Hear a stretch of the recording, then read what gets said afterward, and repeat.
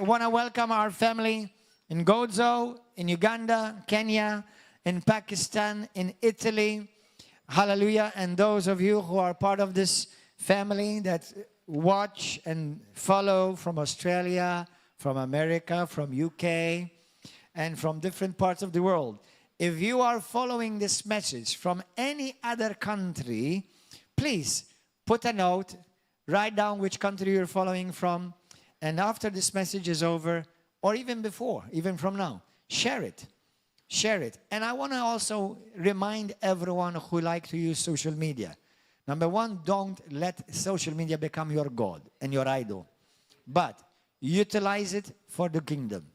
Now, the best way to share a message is not Facebook. The best way to share a message is YouTube, because Facebook deletes the messages after 1 month. Did you know that? Did you know that? So when, for example, we are on Facebook, some people tell me, I follow you on Facebook. Okay, praise God. But if you share that message, within a month, you won't find it. So grab the link on YouTube. We'll grab the link on YouTube. Share it on your Facebook so it will remain there. Because that's what you're making, what you're doing is you're making it more accessible for the Word of God to be spread out, okay? So if you are following on Facebook, go to our YouTube channel, River of Love Christian Fellowship Malta, grab the link and share it on our Facebook, on your Facebook page or wherever, okay? It's okay to share Facebook, but keep in mind, it's going to be deleted. Within a month, they will delete it, okay? Hallelujah. Are we okay? So, let's pray. Let's pray. Praise God. Thank you, Holy Spirit. Say this with me, with your Bible in your hand. Lift up your Bible. Lift up your Bible in your hand. And say this with me. Say, Heavenly Father, I thank you for the privilege that I can receive your word. Your word is life, healing, and it's my breath that I depend upon. Holy Spirit, speak to me today and transform me and let the word pierce my heart. Give me revelation knowledge as I boldly declare that I have what the Bible says I have. I am what the Bible says I am, and I can do what the Bible says I can do. I'm ready to receive the word of God, and I will never, never be the same again. In Jesus' glorious and mighty name. Hallelujah. Blessed be the name of Jesus. Tell your neighbor, open your ears, receive, chew, and be transformed this morning by the word of God in Jesus' name. You're never, never gonna be the same again. Hallelujah. Now tell the other neighbor beside you, this is the worst you've ever seen me.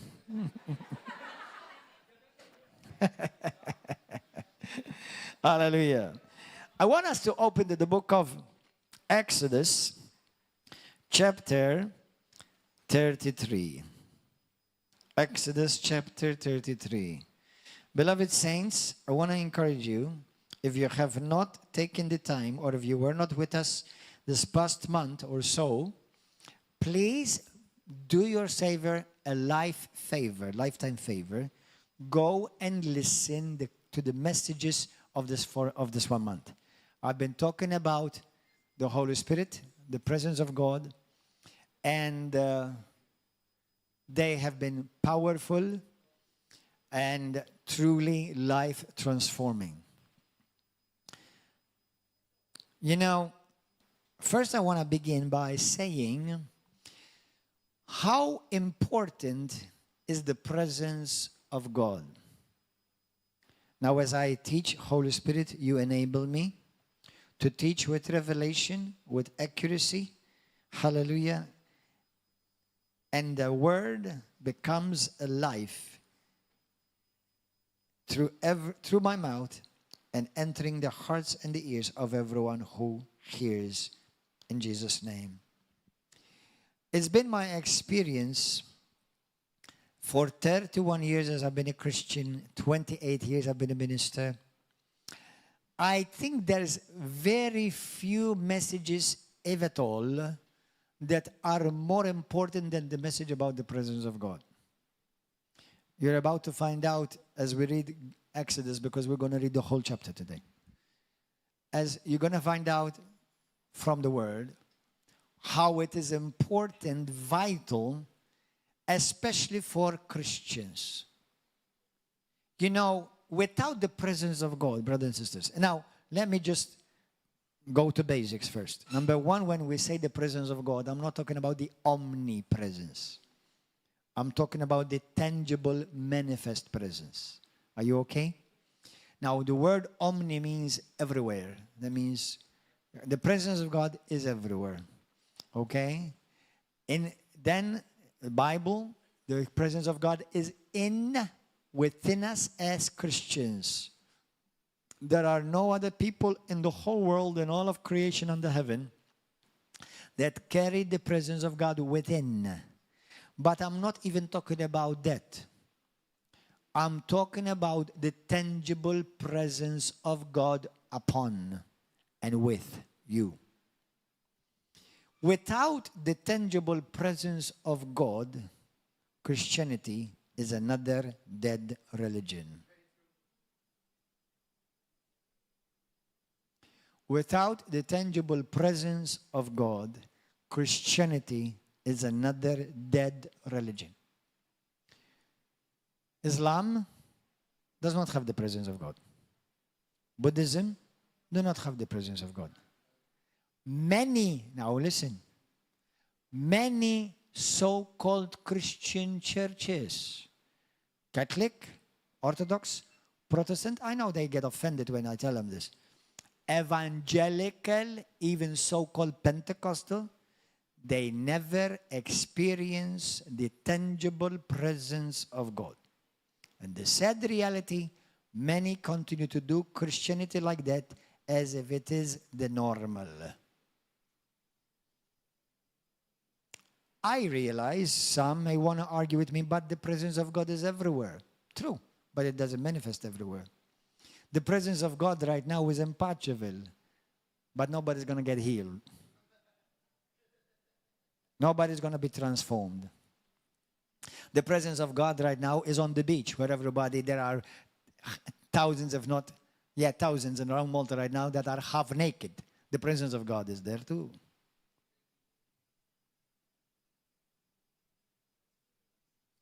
That's called the omnipresence. But I'm talking about that we are not supposed to be people happy to know just theoretically that we have the presence of God with us, because the Bible tells me so.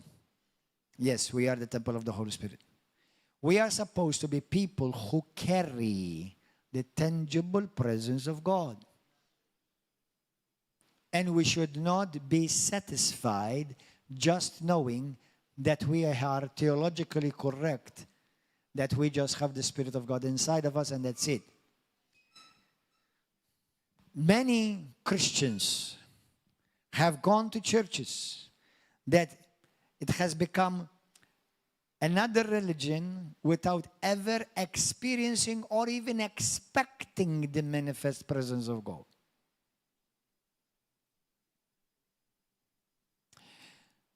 You know, you can even know the Bible and still not experience the presence of God. How many of you have met religious people, some, even Christians, who tell you, I know the Hebrew, I know the Aramaic, but they are as dry as a leaf?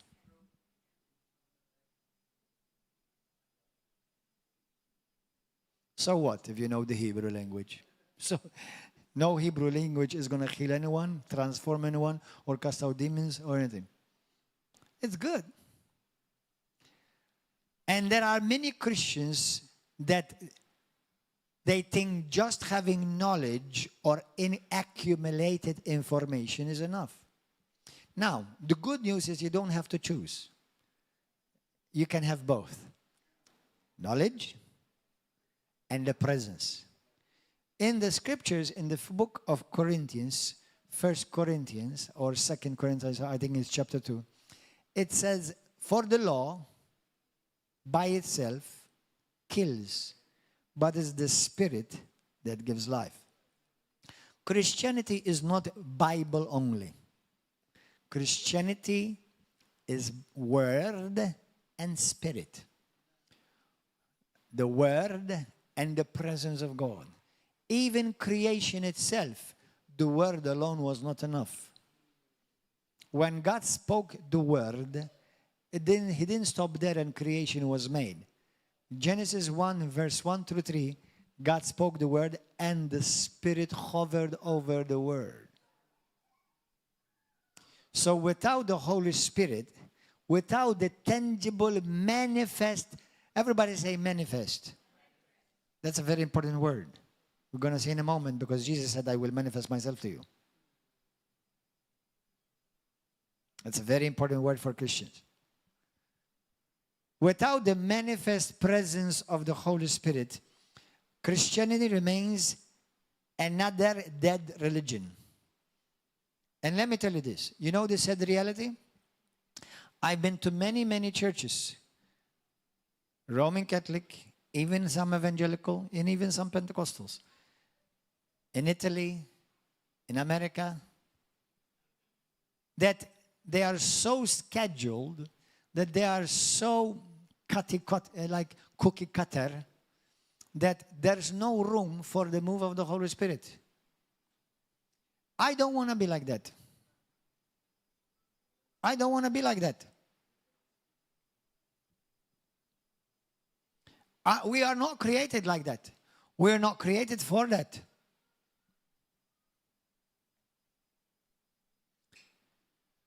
So, and you have to, me and you have to become conscious, aware, purposeful, not to be like that. Especially when week after week, we come to church, we come to assembly, and it's okay. It's biblical to do that. Yes, but I have to live conscious and aware that I don't want to just have a church experience, but I want to have His presence manifest experience. Do you understand?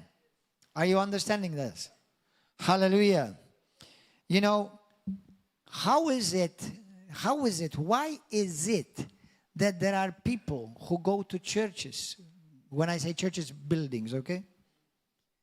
That week after week, they never see healings, they never see deliverances, they never see people giving their lives to Christ. And it's okay. They got used to that. I'm happy with that. That's not Christianity. That's another dead religion with a Christian tag on it. Christianity is supernatural. True Christianity is supernatural. Hallelujah. Let's go to the book of Exodus 33. Exodus 33. Did I say something else before? I said Genesis? Yeah, we'll do it next month. I'm preparing you from now. Exodus 33. Exodus 33 is when God brought Israel. Actually, they were not yet called Israel there. But when God called His people, the people of God, out of Egypt, out of slavery. God brought His people out of slavery. And you remember how He brought them out? With great, mighty signs, wonders, and miracles. Not healings. You know, we rejoice when CP is here healing. No, they saw some incredible manifestations of His glory and His presence among them. Right? Hello? But He called them out. He called them out. He called them out of slavery. He called them out of Egypt. He called them out. You know, this is very interesting. You know, many times, even like with my sons, they're young, but they've made that already, and they already noticed something. Many people who are brand new in the Lord, they get healed instantly. They receive miracles instantly. Have you noticed that? Because it's one way for God to help you to get out of your system. Now listen to this. When the Lord... Now this is a very interesting revelation. Listen to this. Just because God has done a miracle with you, it doesn't automatically mean His presence is with you.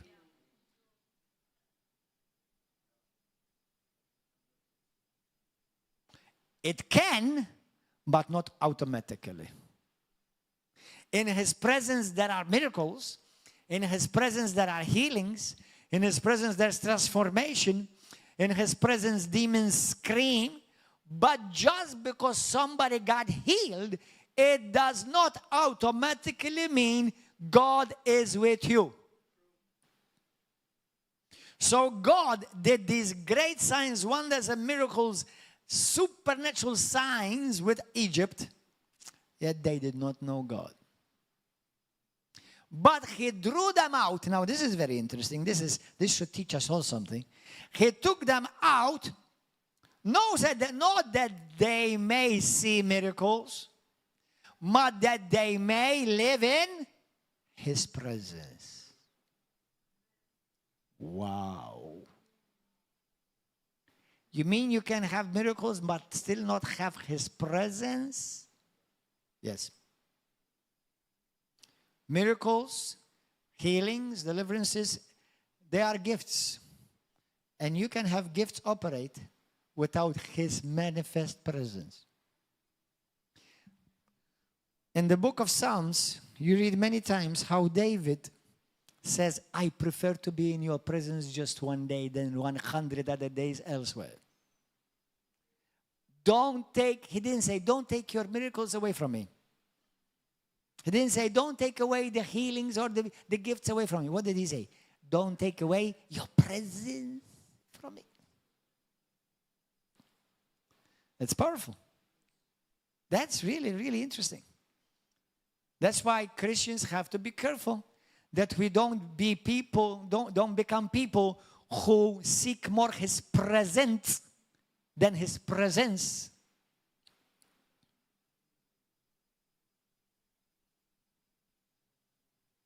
I can give you a present without being with you.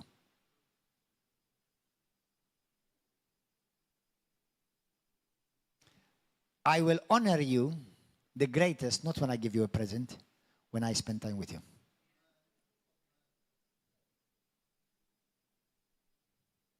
I like presents. Anyone like presents?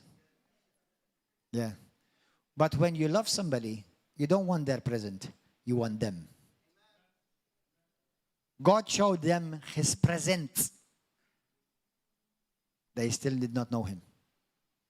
God took them out of Egypt so that they will walk with Him, experience Him, and walk in His presence in the wilderness. That's why we call it, as we're about to see in Exodus 33, the tent, the tabernacle of His presence. How many of you want to experience and walk in daily? Be aware. Walk daily in His presence. Lift up your hand. Close your eyes.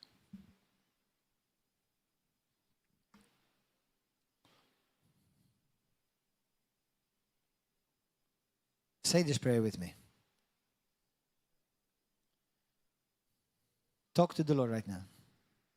Close your eyes. Don't look around. Lord Jesus,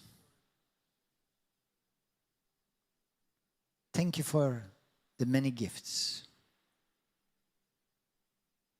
even for the greatest gift of salvation.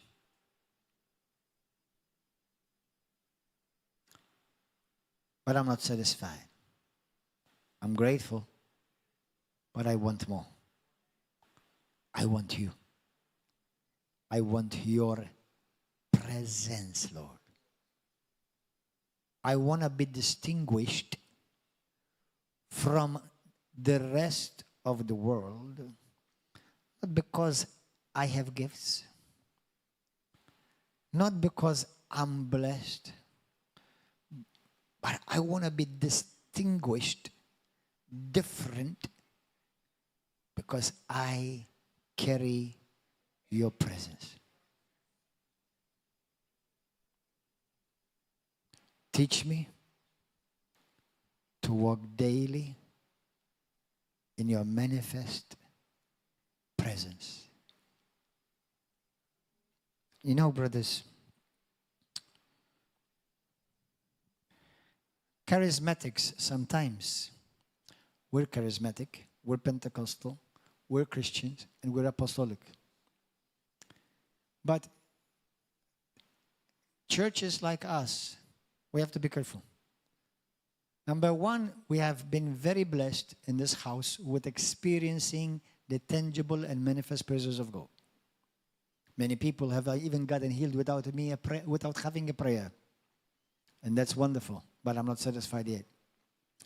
But while I thank God for our praise and worship team, our musicians, our singers, many Christians in many different churches all over the world of different denominations have relied for their music team to usher them in the presence of God. Is it bad? No. But it is dangerous. Because then we start thinking like, I enter the presence of God depending on what worship song I hear. Depending on what praise song I hear. Depending how good the musicians are. And while we thank God for musicians, and I'm not against praise and worship for sure. It's very clear they had plenty of it in the Old Testament, and it's going to be plentiful in heaven. However, let me give you some things that you and I can measure up to and compare ourselves to. In the book of Acts, they did not have instruments. But you enter the room, you will meet God.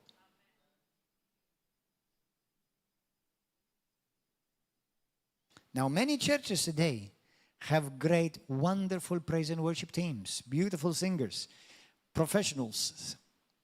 They are decorated with great decoration, nice chandeliers, damask, flags like ours. Beautifully decorated buildings. And I have nothing against that, neither does God. If you think God has a problem with beautiful temple buildings, you won't like the Temple of Solomon, covered in gold and all precious jewels. So God is not against that. It's not against that. It's just you have to be careful that these things don't end up making you subconsciously think that it's what attracts the presence of God. The presence of God, the Shekinah of God in the Old Testament, it didn't come into the tent because they had beautiful sculptures. It was covered in gold. It had beautiful columns. It didn't come before them. It came because somebody entered with a hungry heart.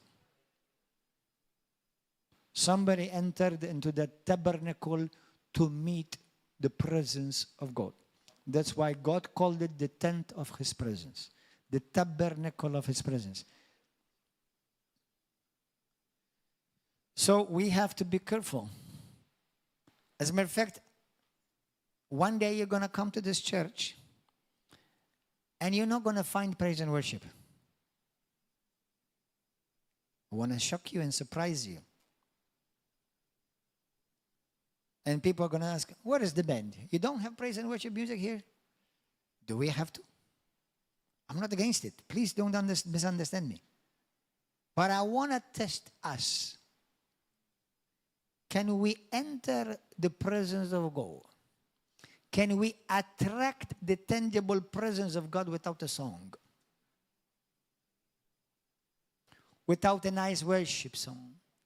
Without keyboard, guitar, drums? Can we? Because many churches have abundance of that without 1 ounce of presence. Now, we don't have to choose, because many times God does not choose one or the other.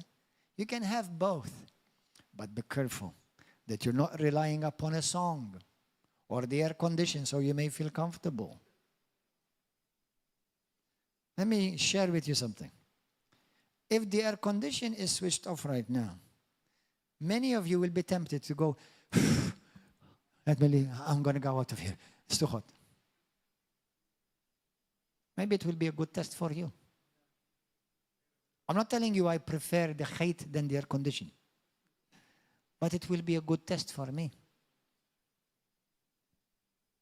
Because in the book of Acts, they had the presence without air condition.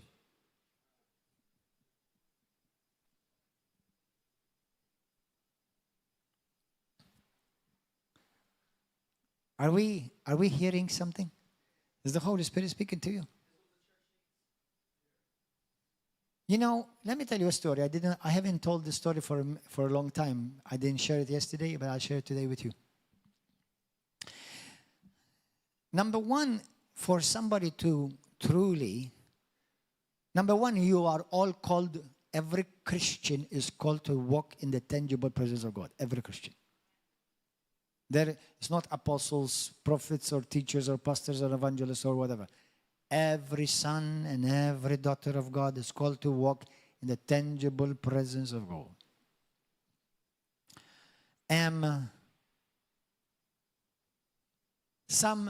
In 2001, after I graduated from Bible college, the Lord had opened to me, I told the story some time ago, had opened the door for me to go to North India. To go to North India. Anyone from India here? Anyone from India here today? Pray. Wow. 1, 2, 3, 4, 5, 6. Anybody else? 7? Whoa. Hallelujah. India is in Malta. God bless India. Amen. Actually, I love Indian people. I love all people. And when I went to India, the Indian people were very, very sweet. Very sweet. And generally, they're very sweet. Hallelujah. Praise God. They're very sweet people. Thank God. And the sweetest ones, they come to River of Love. Amen. But when I went to India, the Lord opened the door for me. There was a minister who actually had invited Morris Cirillo to India. Have you ever heard of Morris Cirillo? Mighty man of God. He's a general. That guy he would speak and the presence of God will fall. Hallelujah. And, but this minister who invited Morris Cirillo invited me because he heard me speak in a small church in Tulsa. And he said to me, you've got something that India need. So he said to me, I'm going to invite you. I want you to come to India. So I went to India. I took a team of other 9 ministers, all older than me. And I was there. When we are preparing to go to India, we were going to the north part of India. I think most of you are from the south, right? You're from the south. Anyone from the North India? Have you heard they are? Yeah, that's right. You're from North India? Which part? New Delhi? I went to New Delhi. There are many Christians in New Delhi there. But I went even further north. I went to Dehradun, Haridwar, Rishikesh, in that area. It's very Hindu, where the Hindu temples are. We went there. And an evangelist brother, he said to me, nobody ever goes there. No Christians goes there. I said, well, I'm going to be the first one. I said, because, he was trying to discourage me that, it's closed area, it's dangerous. And it's true. You don't want to go where it's dangerous if God did not send you. Now, if God sent you, don't worry about it. There's no danger if God sent you. So, hallelujah. So we went. But before we went, I spent about a week praying and fasting, seeking God what He wants from us to do in India. Because listen, 1 billion plus souls in India. How are you going to make a dent in that? To change, to make a difference. So we sponsored about 120 pastors for 3 days. We raised finances to sponsor about 120 pastors. We gave them books. We fed them and made them and put them to sleep. 120 pastors. How many of you would like to do that again? And you can come with me. We brought different pastors from the north part of where they're, reaching the lost, and 120. But I said to the Lord, Lord, how am I going to make any difference? 1 billion souls, man. What difference are you going to make? Because I don't just like to go somewhere just for me because I have a pulpit. Where I go, and I'm not saying this to impress anybody, where I go is because I believe I want to make a difference. Honestly, I don't want to go because somebody invited me to preach. I don't need a pulpit to preach. I really don't need a pulpit to preach. I've had abundance of pulpits, and I've had some of the greatest pulpits, and I have the greatest pulpit in Malta by God's grace for God's glory. So I don't need a pulpit. I'm not looking for a pulpit. You understand? So I said, Lord, I don't want to go just there because I want to preach. And I said, Lord, they don't need a preacher. I said, what they need? It's like 1 billion souls. How are you going to make any difference? And I remember I'm fasting, and I used to go to Rhema Bible Church every day. It used to open every day for prayer. It used to around 6 o'clock. The altar was open for people to come pray in the altar every day. And I was there every day praying in the morning. And then one day, and then the Lord spoke to me. When I said to him, Lord, what are you going to take me to India for? How am I going to make any difference? Definitely they don't need another preacher. They definitely don't need another sermon. What do they need? He said to me, I'm not sending you as an evangelist, as a preacher or anything. I'm sending you as an usher. Usher? For those of you who are ushers, don't think that your ministry is not important. Later on, I found out that the word usher means a friend of the bride who leads her to her groom. So then the Lord ministered to me how an usher, I was being sent as an usher to usher the presence of God. Not to give them another sermon, to usher the presence of God. So when we went there and we had these meetings, the glory of God manifested. We had people delivered in the meetings like popcorn. We had pastors, ministers filled with the Holy Ghost. We had some even who were Bible students being delivered from demons. Don't be surprised. I've even seen pastors delivered from demons. So, and praise God when they do. Don't look at them bad. They don't know. No, praise God. But when I went there, the presence of God invaded the place. Invaded that place, man. It was like a hall about this size or so. We had pastors filled, about 120 pastors, plus Bible students from Bible school.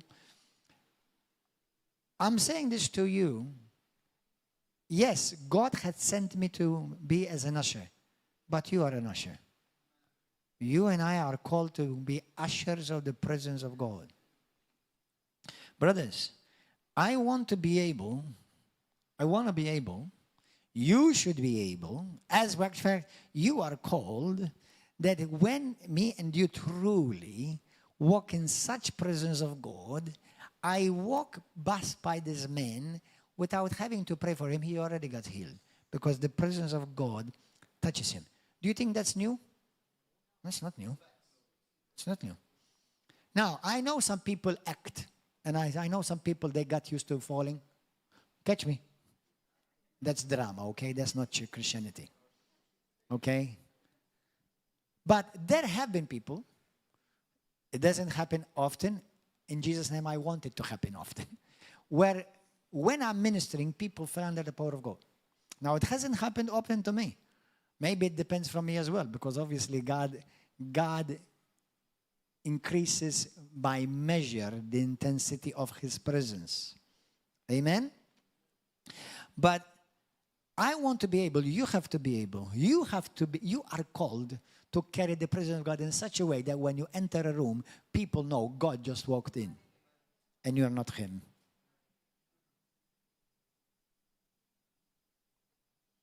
When you enter the grocery, when you walk into a grocery shop, you should change the atmosphere, and people already know, like, what happened? Something changed in this air. The atmosphere just changed. What happened? Because you walked in. How many of you want that? But don't tell me, oh, it's a nice thing. No. This is your calling. This is your inheritance. The presence of God is your inheritance. Me and you are called to be carriers of the presence of God. Now, you need to go and listen to the other messages in this past month, Because many Christians themselves grieve God. Amen? Hallelujah. So, say this with me. Heavenly Father, teach me how to walk daily in your manifest presence. Exodus 33, let's begin from verse 1.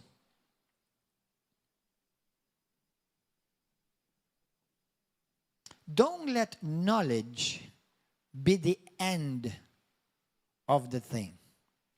Let knowledge be the vehicle that will take you the deeper experience with God. Verse 1. So this passage is God just took his people out of Egypt, and they're now walking in the wilderness, and they're walking towards where? Where are they walking towards to? Where they are walking towards the promised land. Listen to this. Then the Lord said to Moses, depart and go up from here, you and the people whom you have brought out of the land of Egypt, to the land of which I swore to Abraham, Isaac, and Jacob, saying to your descendants, I will give it.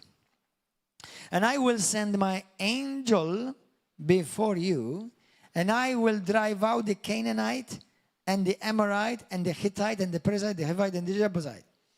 Go up to a land flowing with milk and honey. Do you think this is a good land? It's a good land, right? They were looking for a land flowing with milk and honey. For I will not go up in your midst. God is now saying to Moses, I'm sending the angel, but I'm not coming with you. How many of you would be happy? I'm sending you to the promised land, but I'm not coming with you.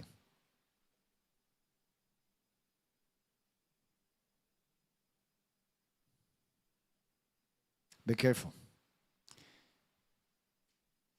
You're about to be shocked. Promised land may not always be God's best for you. I'm going to find out. The Bible itself speaks like that. Watch. Was promised land God's idea? Yes. Now listen carefully. Go up to a land flowing with milk and honey. For I will not go up in your midst, lest I consume you on the way, for you are a stiff-necked people. Do you know anyone stiff-necked, hard-headed, stubborn?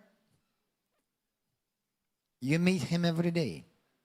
No, he's not your pastor. He's the one in the mirror, the one you look at every day.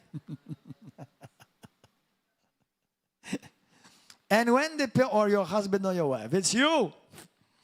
And when the people heard this bad news, they mourned, and no one put on his ornaments. For the Lord had said to Moses, say to the children of Israel, you are a stiff-necked people. Man, can you imagine if I said that to all of you? You'll be offended and you leave the church. I'm never going to come here again.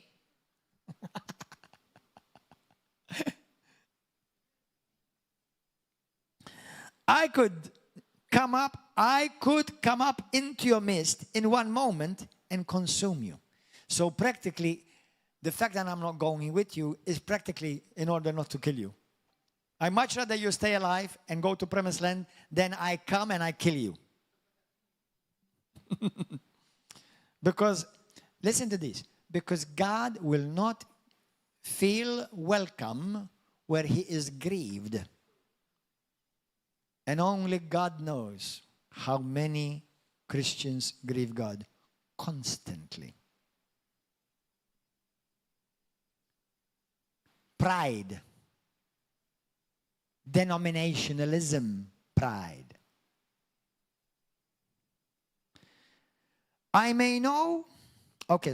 Therefore, take off your ornaments that I may know what to do to you.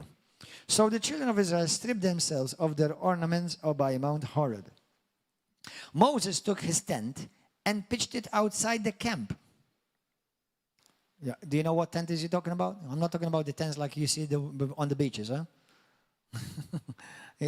God told him to build a tent.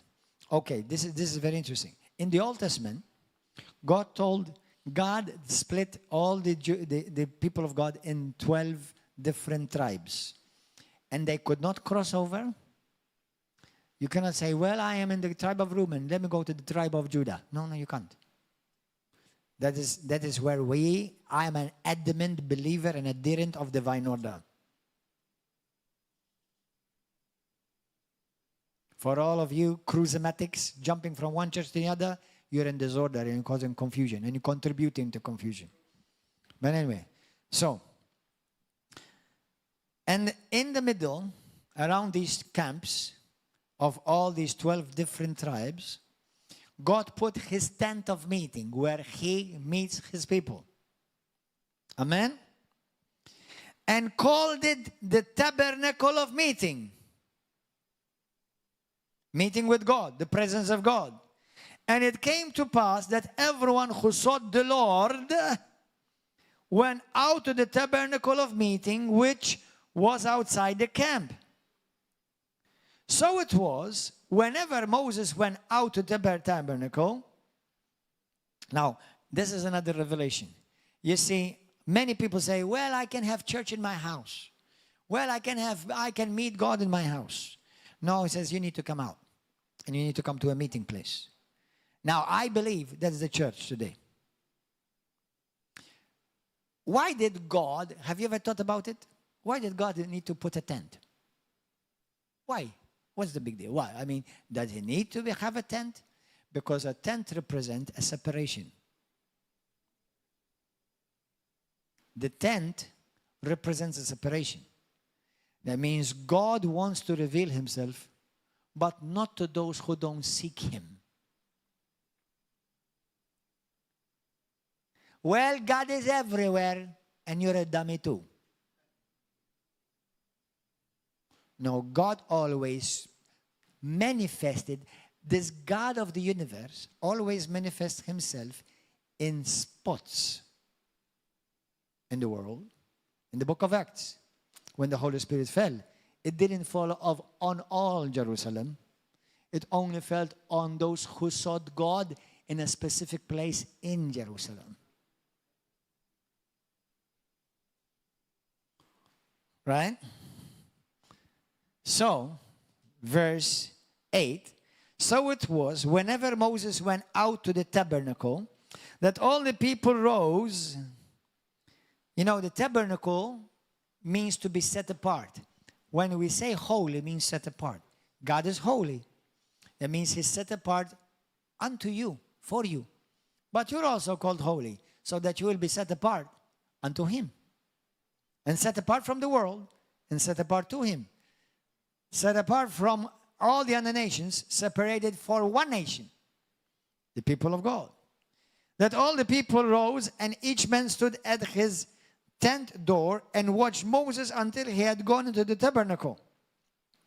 And it came to pass, when Moses entered the tabernacle, that the pillar of cloud, that is the presence of God, descended and stood at the door of the tabernacle. Why did God enter the tabernacle?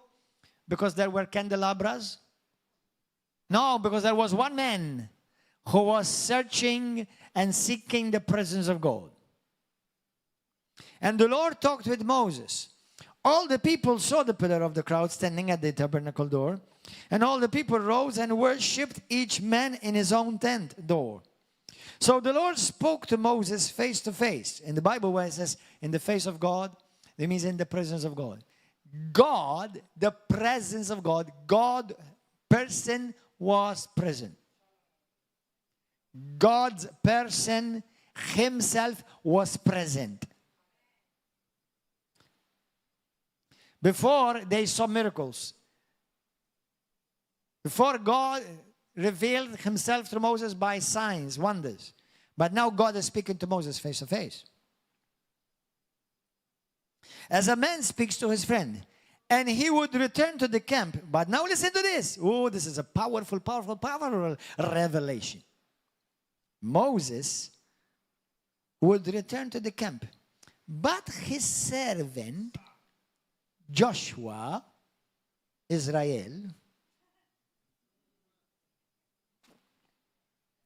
the son of Gordon Joe Manchè,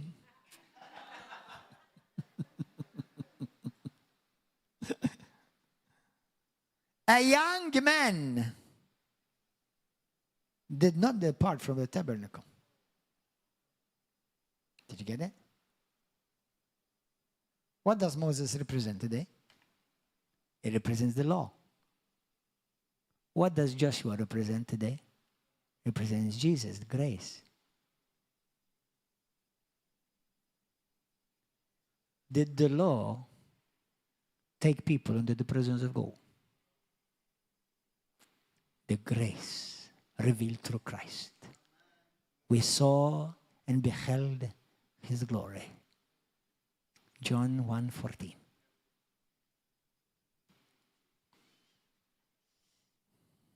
But there are many Christians living like that. They experience temporarily. Wasn't that wonderful today? Oh, wasn't that great service? And they go back into the world. But then there is a people who carry the presence of God. Let me share this with you quickly. Moses, who represents the law, represents limitations, works, and the mentality of a servant and a slave. Joshua, who is Jesus, Yeshua, represents grace, abundance. No longer the mentality of a slave, but now the mentality of a son. A slave works to achieve. A son rests to receive by inheritance. The presence of God is your inheritance. A slave works. A son rests. A slave achieves by self-effort. A son receives by inheritance everything that the Father has done. Let's continue. Remember in the book of John, chapter 35, chapter 8:35, what does it say? A slave does not remain in the house forever, but a son remains forever. Oh, I can preach about that another message. How many Christians act like slaves? Act like slaves? If you're a son of any house that God has planted you in, don't act as a slave.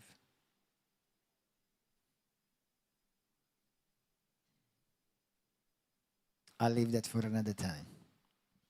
But isn't it interesting? The Bible says, as slaves does not remain in the house forever. But a son does.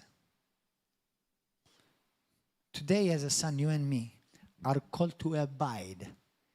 He who dwells in the secret place of the Most High God shall visit every now and then, shall abide in the shadow of the Almighty. We are the place where God abides. We are the tent of meeting. We are the tabernacle of His presence. Let's continue. Then Moses said to the Lord, see, you say to me, bring up this people, but you have not let me know whom you will send with me. Yet you have said, I know you by name, and you have also found grace or favor in my sight. Me and you have found favor in God's sight. Did you know that? You know, in the book of Matthew chapter 7, there is a list of people that have found favor in the sight of God.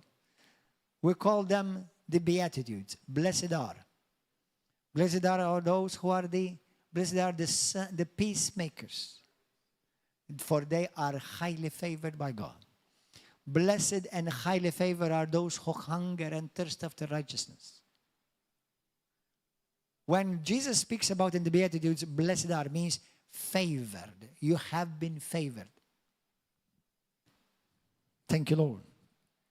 Now, therefore, 13, I pray, if I have found grace in your sight, if I am truly favored in your sight, show me now your way, that I may know you and that I may find grace and favor in your sight.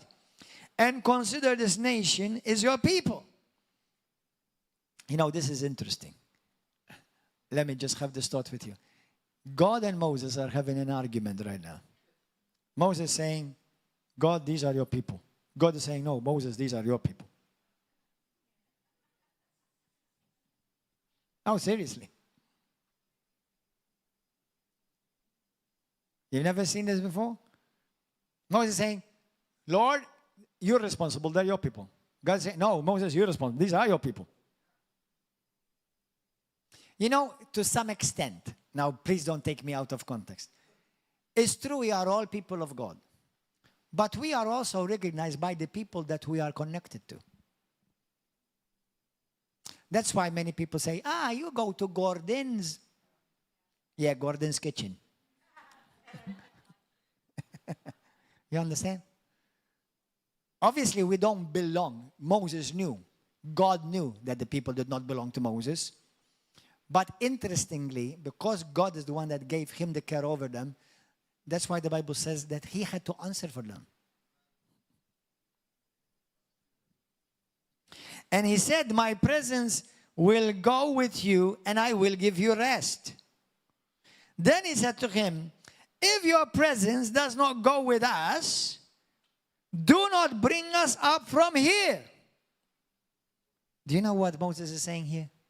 He says, Lord, your presence is better than the promised land.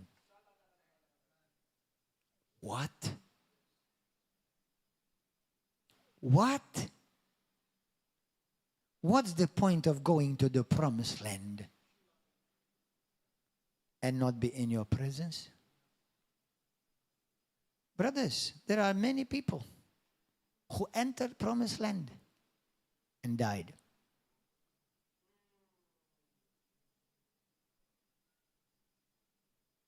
Because they preferred the milk and the honey and they abandoned the presence of God.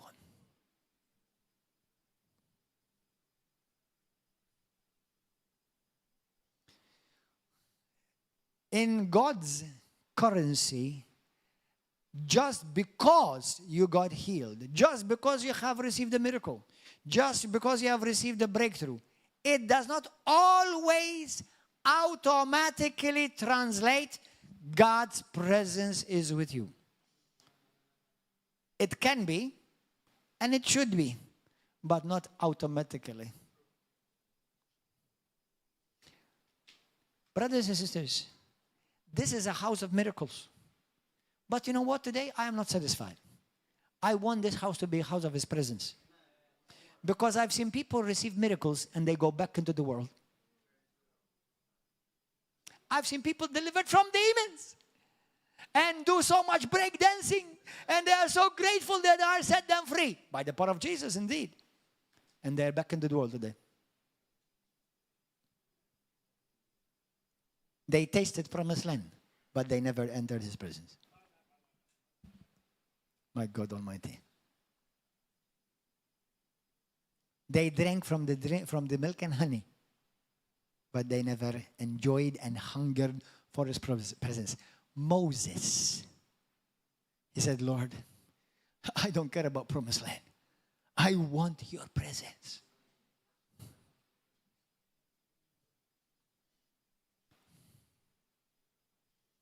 I want to remind you, gifts say nothing, reflect nothing about you.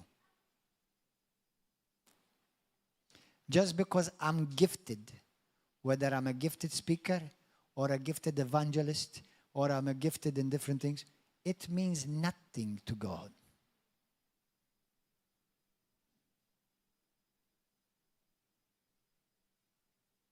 There are many gifted ministers that are outside the will of God.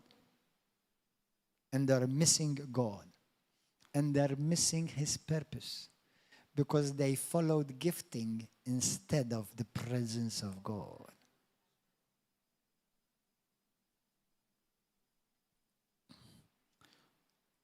Don't be so confident that just because God gifted you automatically means God is with you.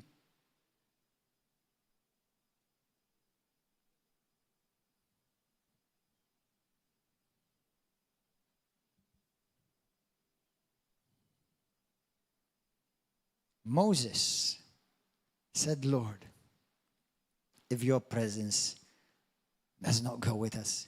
Now, can you imagine God is talking to him face to face? But God speaks to me. Wonderful. Oh, but I have visions. Wonderful. Oh, but I have prophetic words. Wonderful. God spoke to him face to face. And his presence was yet not with him. He said, I don't want to leave from here. I don't care if you talk to me in Hebrew, in Greek, and in Aramaic. I want your presence.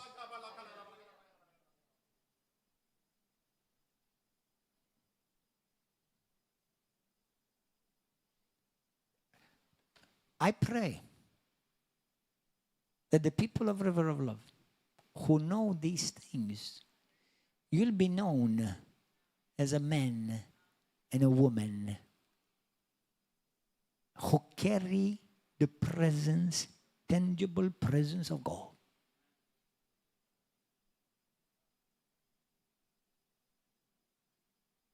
I used to think miracles, healings, that means God is with you.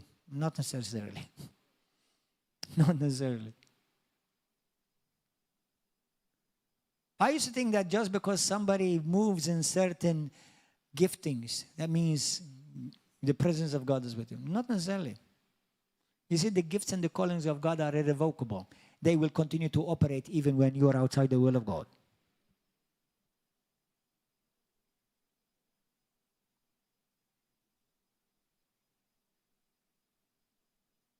Don't follow a gifted man. Don't follow a gifted woman. Follow a man, obviously always Jesus above all. But admire people who carry the presence of God and desire to be like them.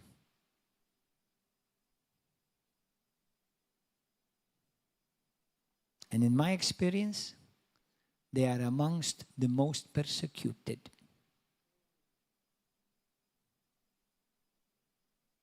Remember, Satan hates the presence of God. He was kicked out of heaven from the presence of God. You know, the more I grow in years, sometimes in some things, not in everything, I'm becoming more intolerant.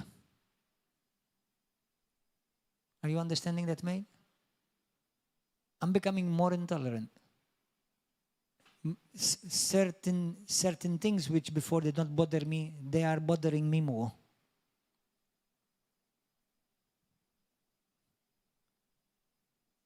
You see, the closer you draw to the Lord, the more He draws to you. And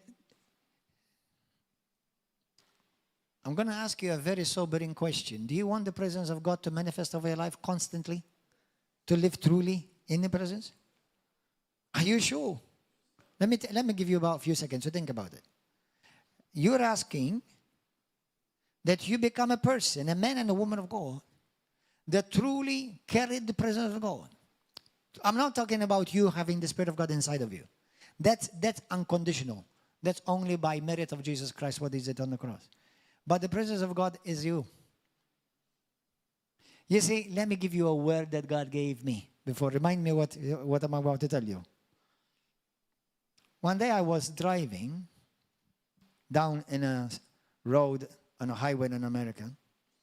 And I heard the Lord say to me, son, for you to enter in the tabernacle. Remember, the people of God were all the people of God were still the people of God. All those 12 tribes were all still the people of God. There are many churches all over Malta, Gozo, Italy, America. They may genuinely be saved and born again on their way to heaven. Just like those 12 tribes. But there was one place where the presence of God manifested. Any one of them could have entered. Anyone. But only Moses and Joshua entered.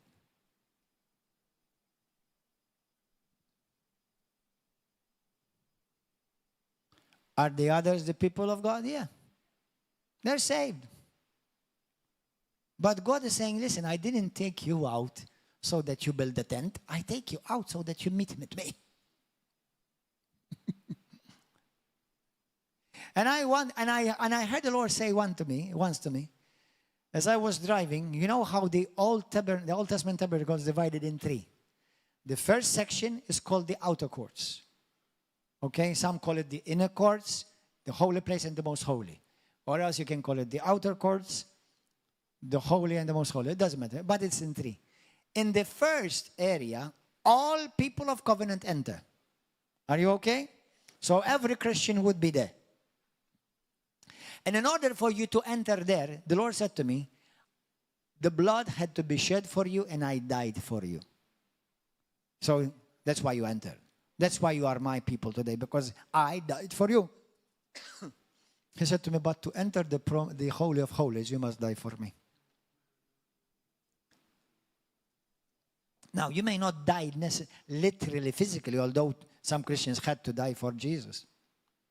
I'm talking about dying to your opinion, to your how you want things, this. I don't agree because I see it this way. Don't mean nothing to God.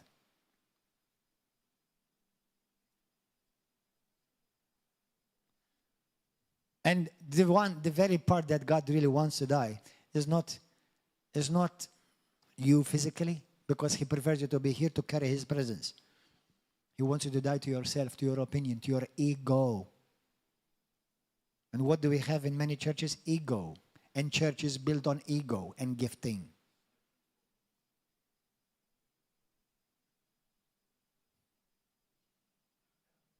If you want to call them churches.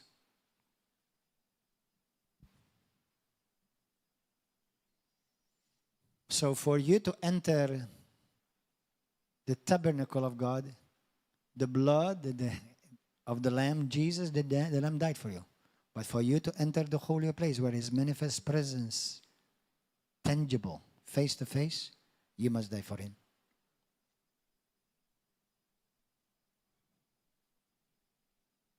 Do you know that He is here right now? He is here right now.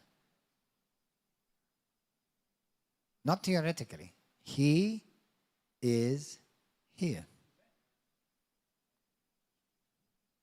Now listen to this.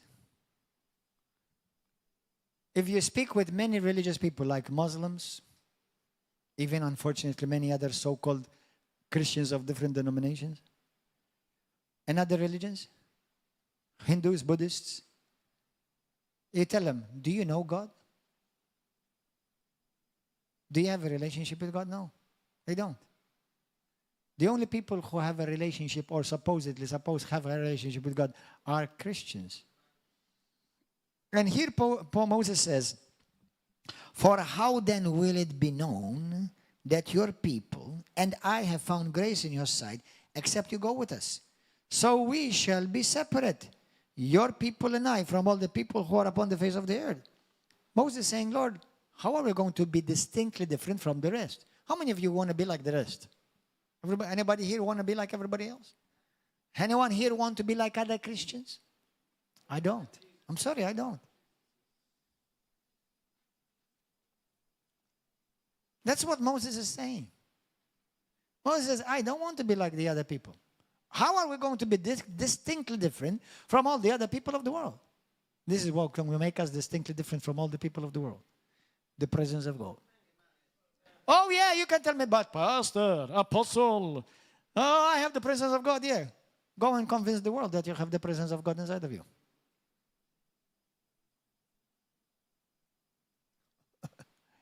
You will convince the world when the presence of God, everywhere you go, God dwells with you. And his presence over you is so tangible that the moment you speak, hearts are pierced. Bodies are healed. With little or no words. Last Sunday, yesterday, do you know, I'm amazed how God actually works with me. I'm serious. No, I'm very serious. I'm not boasting. I'm just telling you, if I can do it, you can do it. Sunday passed, I was in a restaurant. And there was this man. He was not a believer yet. And he had great pain in his shoulder. That he actually needed an operation. And I told him, I didn't give him salvation message. I told him, let me pray for you right now. I put my hands upon him, few seconds. I commanded to be healed in Jesus' name. He was so touched. He started crying. And I started crying. Because he said to me, I'm healed. I'm healed. I'm healed. Then, this past Wednesday, he came to church and I gave him Christ. And he was healed. And he was healed. He was still healed till Wednesday. And he got saved on Wednesday. And he got the Bible with him last Wednesday. Now, yesterday, somebody came here for the first time. I met him in a wedding about 3 months ago. 3 months ago? A man. And he was at the back. And I was so happy to see him because he's been on my heart a lot. Because I spoke and evangelized him while I was at this wedding about 3 months ago. And he came, and I gave an altar call, but he did not lift up his hand. At least I didn't see him, or did not come down for prayer. And as we finished the service, you know, sometimes we finish the service like we think that, okay, God, now you're going to go home, I go home. So I walked up there, and he was walking up, and I said to him, hi, brother, I'm so glad to see you today here with us. Praise God, I'm so glad you came. He said to me, this morning I woke up, and I said, I'm going to go today. And I told my wife, even if you don't want to come with me, I'm going to come anymore. So I said to him, how are you doing? He said to me, my body is full of pain. I have pain all over my body. He said to me, I don't know what to do. I have so much pain all over. I said, really? I said, let me pray for you right now. Thank you, Lord. I command this pain to leave. You know what his answer was? Crying. He was instantly, all the pain disappeared. He could not believe it. I know it was not his faith that healed him. What healed him? The presence of God. Let me tell you this. I say this to my shame and to every one of you. Shame in the sense, not I want to shame you. I want to help you to learn. I want to help you to grow. The lesser the presence, the more work you have to do. The greater the presence, the less work you have to do.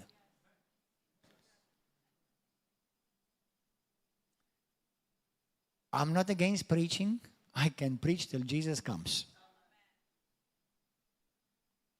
But preaching does not heal anyone. But when you carry the presence of God, one word. You see, we preach and we pray and and we jump and we scream and it's all wonderful. I love it.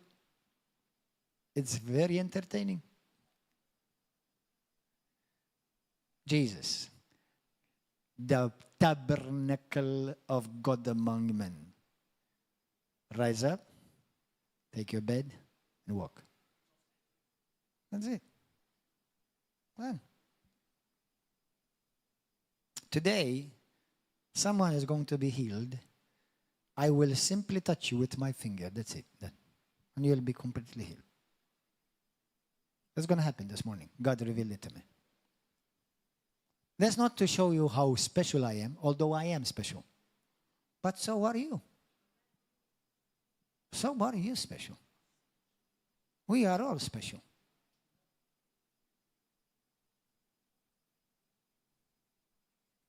You are special. We've been made special. I did not make myself special. You did not make yourself special. God made you special. He chose you. He washed you with his precious blood. Hallelujah. Let me share with you Hebrews chapter 9. You know, we saw how Joshua entered. Let me just continue to read quickly and finish it. Verse 17. The Lord said to Moses, I will also do this thing that you have spoken. You have found grace in my sight, and I know you by name. And he said, please show me your glory. Then he said, I will show all my goodness pass before you, and I will proclaim the name of the Lord before you, and I will be gracious to you. To whom I will be gracious, I will have compassion on whom I will have compassion. But he said, you cannot see my face, he told Moses. For no man shall see me and live. Now, Moses saw him. Many people saw God in the Old Testament. It was not God the Father whom they saw. They saw Jesus Christ. But that would be another message, powerful. Here is a place by me, the Lord said to Moses, and you shall stand on the rock. Everybody say rock. So it shall be while my glory passes by that I will put you in the cleft of the rock. Are you getting something? I will put you in the cleft of the rock, and I will cover you with my hand while I pass you by. Then I will take away my hand, and you shall see my back, and but my face you shall not see. Go to the book of Hebrews. Remember John chapter 1, verse 14. We beheld his glory, the glory of the begotten one of the Father, full of grace and truth. Hallelujah, Jesus Christ. And in 1 Corinthians chapter 10, verse 5, Jesus Christ is the rock. Today we are candidates to be people who dwell and abide in the manifest presence of God, because we have been made qualified by being inserted into the rock of ages, Jesus Christ. Hallelujah. Glory. Hallelujah. Hebrews chapter 9. Verse 9. Are you enjoying this today? Hallelujah. Blessed be the name of Jesus. Verse 24. Let me give you a powerful revelation, brothers and sisters, by the grace of God. For Christ has not entered the holy place made with hands, which are copies of the true, but heaven itself, now to appear in the presence of God for us. What? Jesus appears in the presence of God on your behalf. Guess whom Jesus Christ is representing today? Who is he representing today? He's representing you and me. So when God sees Jesus, he sees you and me. Whom do you represent today? Jesus. So when the world sees you, sees Jesus.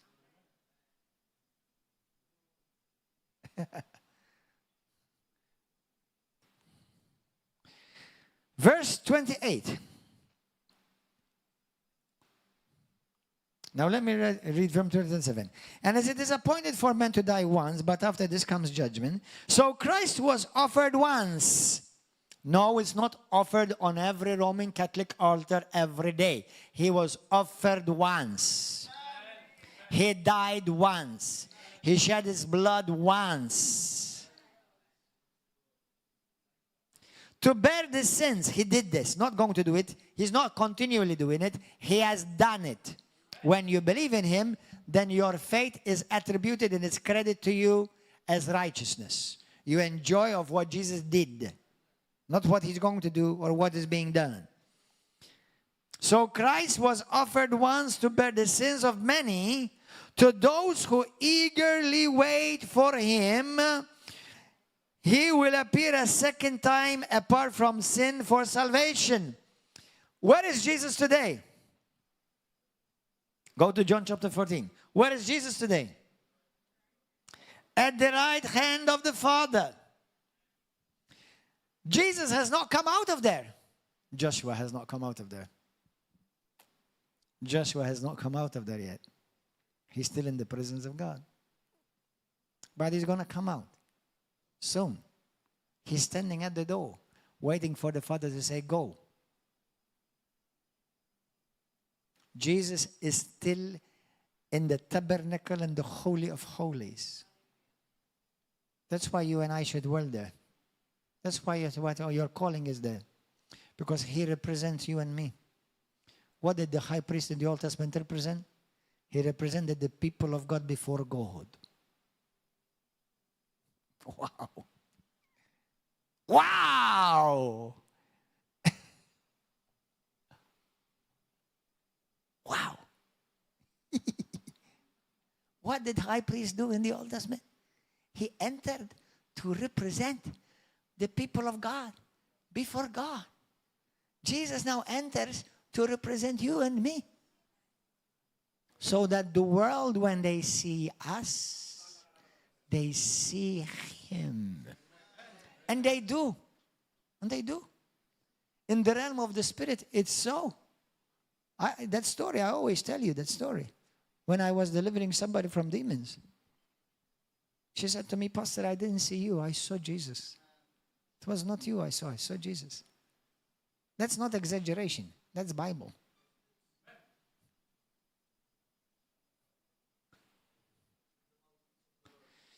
John 14. Look at this. How many of you want to see the glory of God? The tangible presence of God. The manifest presence of God. Don't just say, I would like to. Oh, I really wish. Twinkle, twinkle, little star. Oh, I wonder where you are. How I wish to see Jesus. No.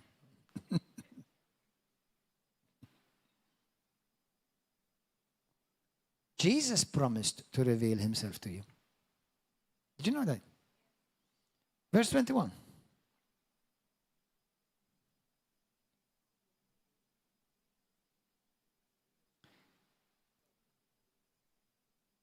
Verse 20. At that day you will know that I am in the Father, and you in me, and I in you. He who has my commandments and keep them. The commandments of Jesus, okay? Keep them. It is he who keep them. It is he who loves me. And he who loves me will be loved by my Father. And I will love him and manifest myself to him. And exhibit myself in person to him. And I will appear to him. I will become apparent to him.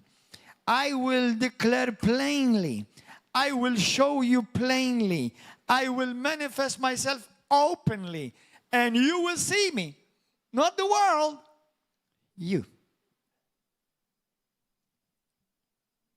Did Jesus promise to manifest himself? Did Jesus promise to show himself? Now, if you've never seen him, don't feel bad. But don't feel satisfied either. Jesus has appeared to many.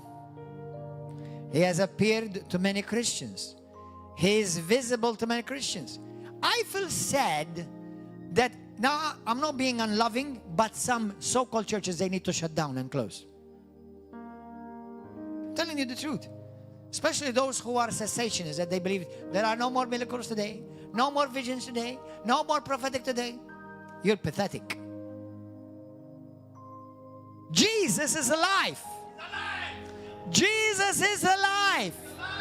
Jesus is alive. He wants to reveal himself. He wants to manifest himself. He wants to reveal himself openly, visibly, so that you see him and have him manifest of your life. And yesterday I was asking the Lord, what do you do? What was one must do to see Jesus? Have you seen Jesus? Yeah, for your information I had. I've seen Jesus in a vision. As a matter of fact, it was during my times of intimacy with the Lord that this ministry was birthed.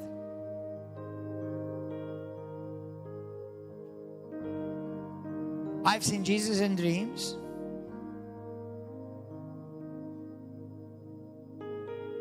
He has never appeared to me like some, but I'm not excluding it. I'm expecting it.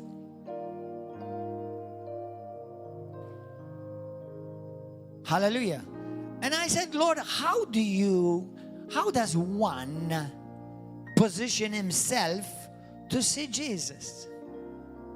To have him manifest? Because we're talking about the manifest presence of God. When we say the manifest presence of God, means he becomes real and present. Present, face to face. And he reminded me of the story of Martha in the book of John 20. We're going to finish with this. Verse 11. But Mary stood outside by the tomb weeping. And as she wept, she stooped down and looked into the tomb. And she saw two angels in white sitting, one at the head and the other at the feet, where the body of Jesus had lain.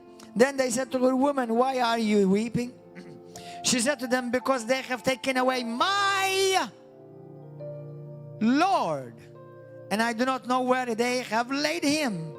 Now when she said this, she turned around and saw Jesus standing there, and did not know that it was Jesus at first.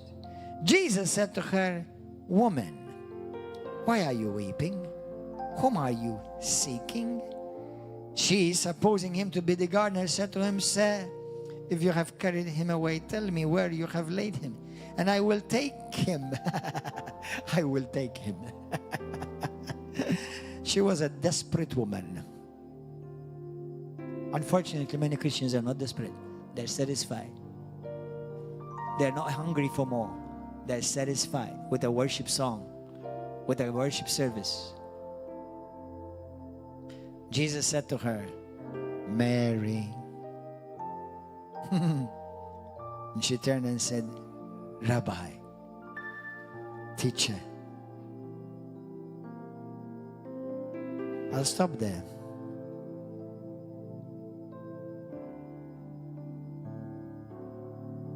Close your eyes. Close your eyes.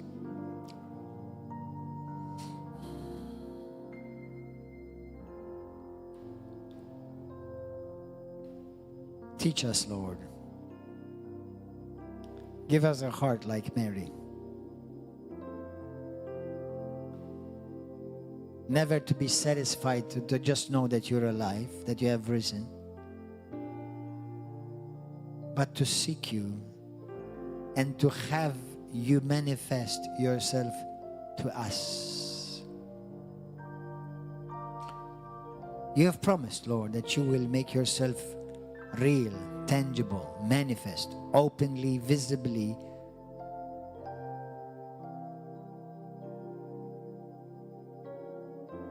Lord, you have called us to be the people of your presence. Like Moses said, I prefer to be in your presence than enter the promised land without you.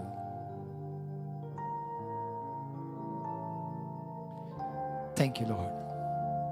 Holy Spirit, have your way now. You know, if there be any idol in your heart, what is it? What is that idol? Yeah, some people, maybe some Catholic brothers and sisters, they may have statues as idols. But idols normally are things which take a lot of your time. Money, hobbies, places.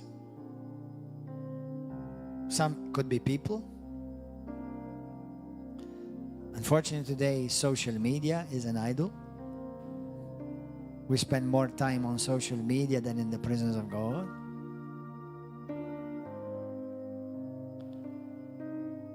Lord, I want to hunger for more of you. Give me that kind of heart. Give me that kind of heart, Lord.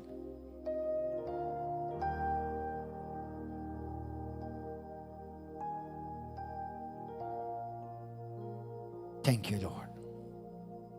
Today, if anyone here or following by YouTube, you want to give your life to Christ, you want to be born again, you want to surrender your life truly to Jesus Christ for the first time.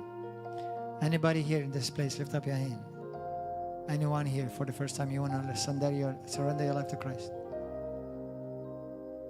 I'm going to pray for everyone here who already is Christian, but you may be standing outside the camp of meeting. Yes, you are a child of God, but you want more. You want to be like Moses, or even better, you want to be like Joshua, who will enter and stay there. You know, one day the Lord said to me, I was traveling in Indianapolis.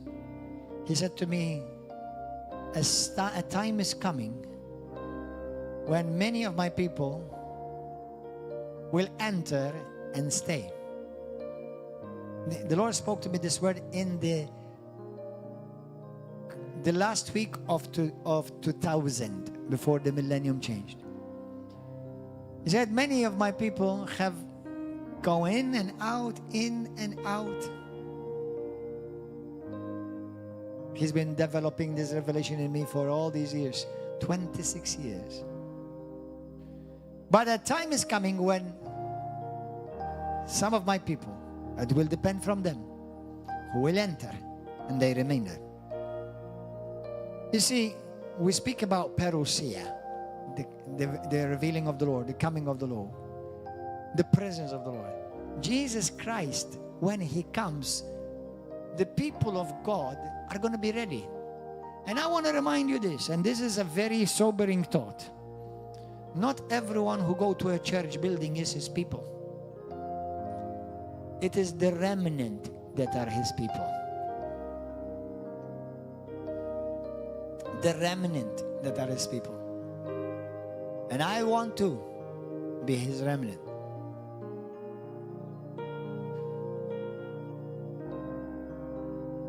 This is not normal Christianity.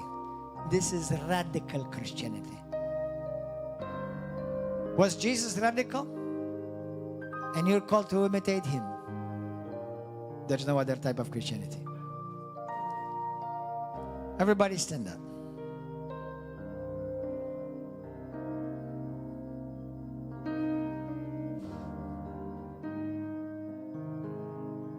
Lift up your hands. Today, some of you may need to make some adjustments in your heart. Many are still hanging out by your tent, but you're not entering the tabernacle, the tent of meeting, the presence, the tabernacle of His presence. Now, if you are a Christian, you qualify to enter, but He cannot force you to enter. He cannot make you enter. You have to desire. You have to hunger. You have to be like Mary. I want my Jesus. I want to see Jesus. I'm not satisfied being just a follower. I'm not satisfied just being a believer. I want to see Him, because He promised that He will make Himself visible, manifest.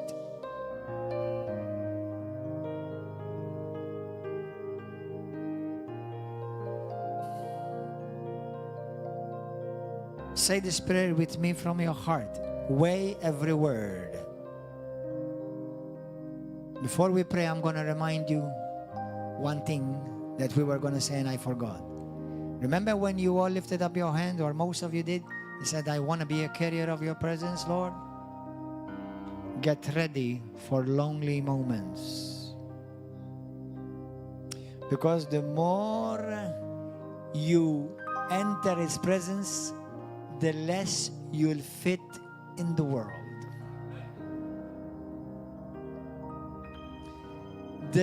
Your friends will start shrinking. Your list of friends will start shrinking. the list of people who will understand you will shrink even more.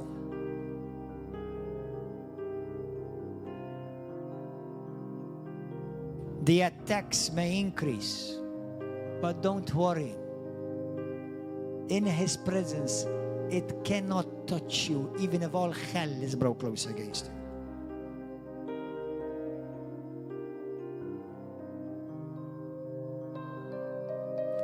There's the power of God in this place. The presence of God is so tangible in this place. He is here.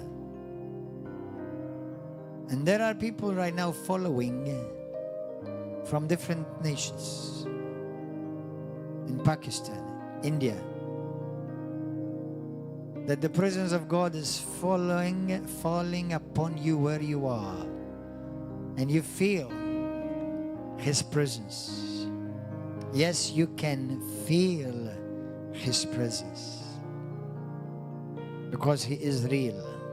He's not just a thought or a theory. He is real.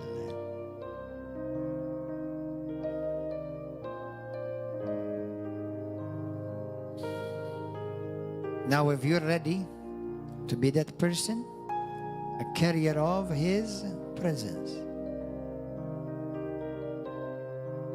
don't feel bad if people feel uneasy around you, or they may feel uncomfortable around you. Those whose hearts are open to the Lord, they will be drawn to you. But those who you may find that may act weird around you is because they don't know how to act around you. They don't know how to act around you. You continue to walk in love. You cannot walk in pride or arrogance and walk in the presence of God. You cannot walk in the tangible presence of God and still hold grudges and unforgiveness. Blessed are those of a pure heart, for they shall see God. The ones whose heart is pure, they will see. That's not spiritually speaking. That's literally speaking. Don't spiritualize everything. I will make myself visible, manifest myself to them.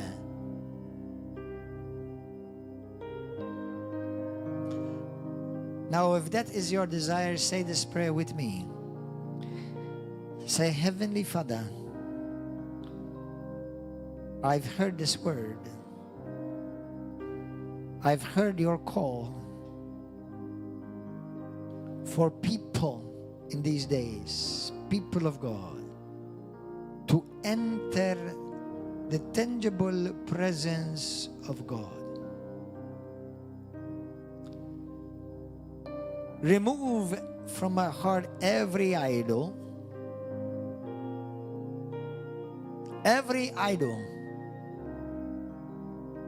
that competes with your presence, Lord. Thank you, Lord. I want to be like Joshua. I want to be like Mary. I want to be like Peter, whose presence of God over my life will, without words, heal, deliver people. I want to be like Paul, that whose presence on my life is so tangible, the presence of God, that even my clothes, whomever they touch, will heal, deliver, and demons come out of them. If it has been done in the Old Testament, if it has been done in the book of Acts, if it has been done in the New Covenant, it can be done to me today.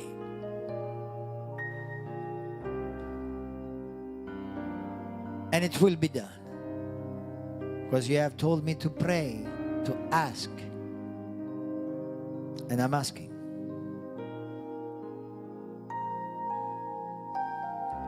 Make this church the church of your presence, Lord. Thank you for miracles. Thank you for healings. Thank you for signs, wonders. Thank you that people will walk in sick and they leave healed. They will walk in oppressed, but they leave free. They will walk in lost, but they will walk out saved. They will walk in dry, but they will walk out in fire.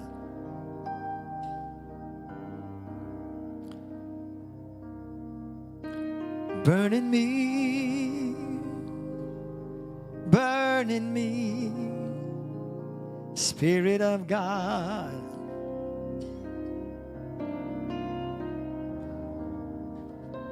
Burn in me, burn in me. Let the Holy Spirit burn every idol from your heart. Watch how much time you give the Lord this week in His presence.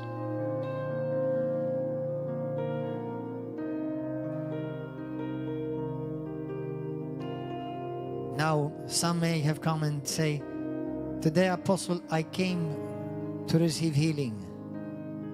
He is your healing. He is your deliverance. The presence of God is your freedom. In His presence,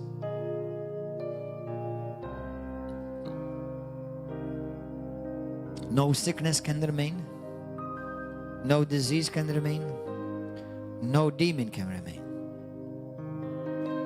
Now I call out prophetically that every sickness attacking your body, every pain oppressing your body, every bondage, every curse, every form of witchcraft or divination, curses spoken against your life, they fall off you right now. Fire! In the name of Jesus. You know, the presence of God is like fire. In fact, it was a column of fire that fell, that came, so in the Old Covenant, and even in the book of Acts. Sikarata. Prokata la mandiri di yeso tukandarari. Pratakina mandara bokotoro sindai. I hear in my spirit bones, some form of ailment in bones. Somebody suffering with pain in your bones, pain in joints. You're being healed right now. Somebody who broke bones, you're being healed. Bones are being healed. They're becoming one. No more cracks. Completely. In the name of Jesus. In the name of Jesus. Put your hand on your stomach if you need healing in there. I sense the Lord is healing stomachs. He's healing stomach.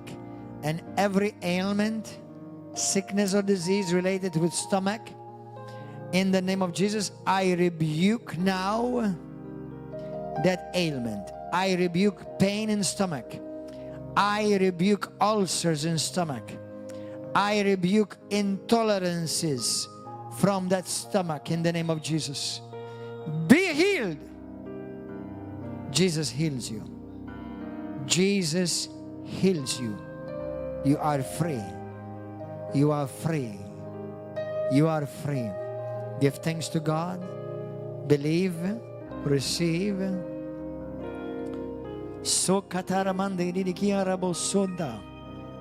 Somebody who has pain around his spine, all over his spine. You have had pain around all over his spine. Soka, I'm going to call some people out. The people I call out, you come out and form a line. Pain in your spine right now.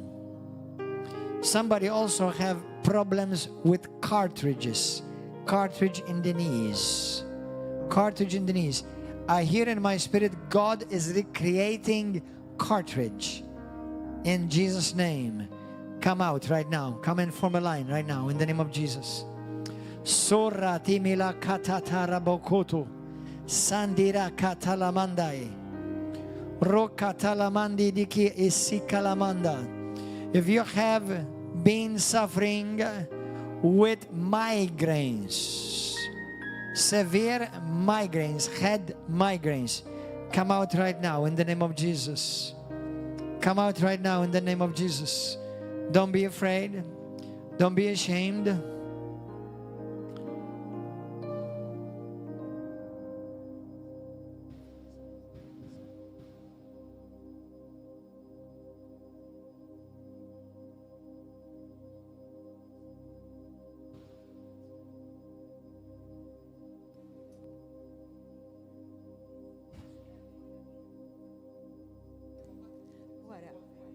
Thank you, Lord. Thank you, Jesus.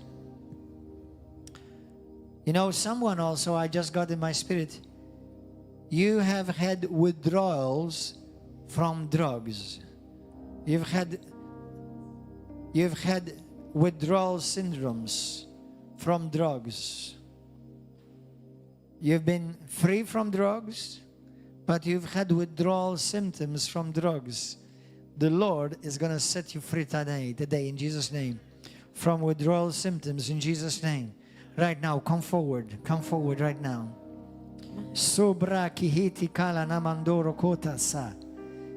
Somebody, you have severe pains in the side of your, I don't know what you call this. The temple of your head. You get severe pains here.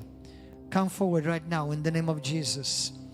As soon as I call you out, just come out right now in Jesus' name immediately. Hallelujah. Rabadi kita la borodokusata. Sakata la mandara bokuto yarakata. Sandarabo. Hallelujah. I entered the holy of holies. I enter through the blood of the Lamb. If you have been feeling dry lately, spiritually, continue to sing softly. Okay. If you've been feeling dry lately, To worship you only. I want you to come forward right now. I want you to come forward. To honor, I am. Lord, I worship you. I worship you. Lord, I worship you. You know, there's someone here. You're still growing. And you've been asking the Lord, Lord, make me taller. Make me taller. You wish to grow taller. Let this become your miracle. He's the God of miracles. Very often, when the presence of God manifests, there are miracles taking place, even creative miracles. Hallelujah. Healings. Sora Baba, ki hile mondorakaya, sakatalamanda. To the holy of holies,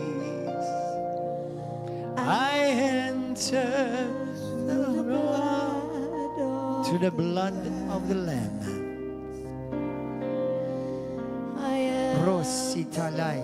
to worship Jesus. you only. Kurataya.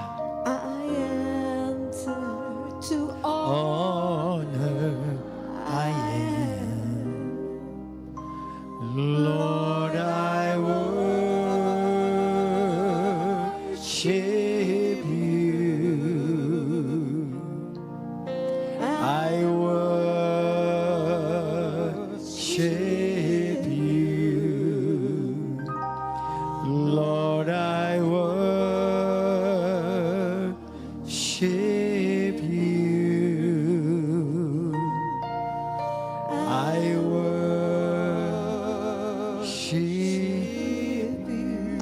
There is a person here, a woman, and it may be also on the internet as they follow this. One of your pains is because you've been losing hair. A woman. You've been losing hair, and your hair needs strengthening, needs an input, the touch of God. You know, the scripture says that the hair of the woman is her glory. And the Lord wants to do a miracle for a woman. You may be in this place, and you may be also on social media following. If that person is here, come now and believe God for this miracle. Hallelujah. This is unusual for me. Thank you, Lord. For your name is holy. Thank you, Lord.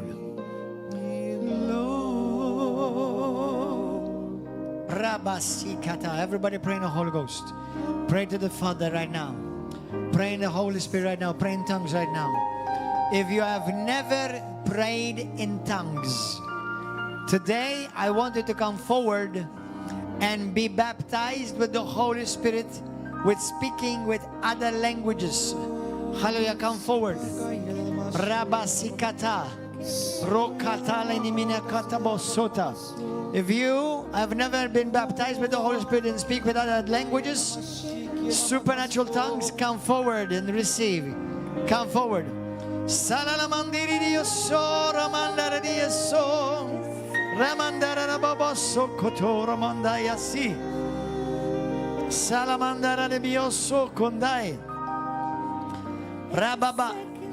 As the Lord showed me this morning, I will touch you with one finger. And today you're going to walk out free, healed. Your miracle manifesting in you. Do not go by feeling or by sensation. That's why we walk by faith. We walk by faith. You see yourself healed. You see your head full of hair. You see yourself grow taller. I also hear in my spirit female organs. There's a sister here, you need healing in your female organs. There have been cysts in your female organs. Come forward right now in the name of Jesus. Rabadikia laboro. Let the weight of your glory, let the weight of your glory fall. Spirit of the sovereign Lord, Spirit of the sovereign Lord. Thank you, Jesus. Come and make your presence. Thank you, Lord. Soka. The glory La brokatai, in the name of Jesus. In the presence of God, there is fullness. In the presence of God, there are miracles.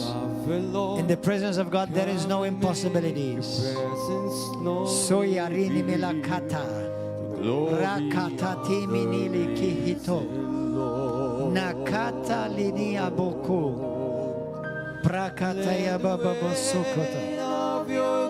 Sota katata. Cover us. Shoko baba babaraya kata.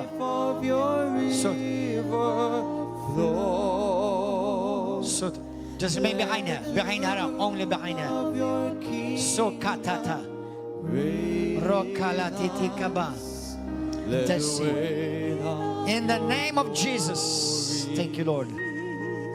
Thank you, Holy Spirit. Thank you, Holy Spirit. Thank you, Holy Ghost. The Spirit of God is all over you, sister. The Lord has brought you here today to see your freedom, to see your healing. La brokata.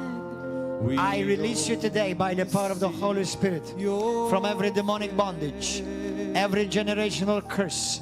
Curses spoken over your life. I come against the spirit of abuse right now in the name of Jesus. In the mighty name of Jesus Christ. In the name of Jesus, I thank you, Lord, that the glory of God, that the presence of God is over her, this sister right now. In Jesus' name, I release you from every bondage of the enemy. I release you from every sickness and diseases that attack your body. I release you from every curse right now at the count of 3. 1, 2, 3. Free in Jesus' name. Free. Hallelujah. In the name of Jesus. Free now in Jesus' name.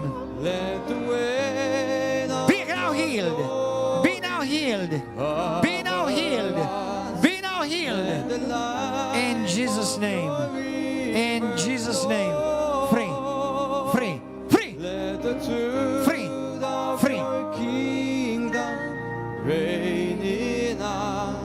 In the Braya Soto, Rokatatakata, Zada Ramandala Boro.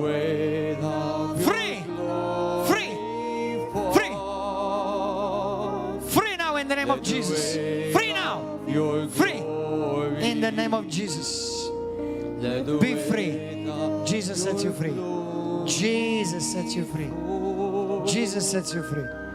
In the name of Jesus. In the name of Jesus. Thank you, Lord. Desire granted. Free now. In the name of Jesus. Lord, I thank you. Thank you for doing a complete healing. Thank you for doing complete healing. Thank you for a complete healing. Satan, I rebuke you. Every bondage, every trace, every remnant remaining, Lord, every effect of drugs, in the name of Jesus, right now, by the fire of the Holy Spirit, right now. 1, 2, 3. Free!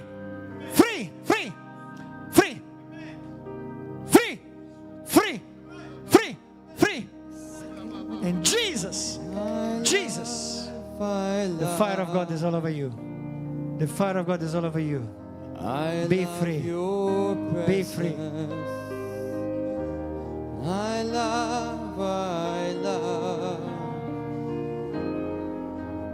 love your presence. I love you, Jesus. And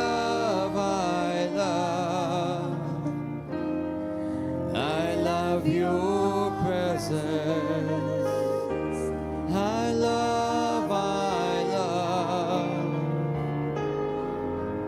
love your presence. I love. Be free in the name of Jesus. I love your presence. Free! I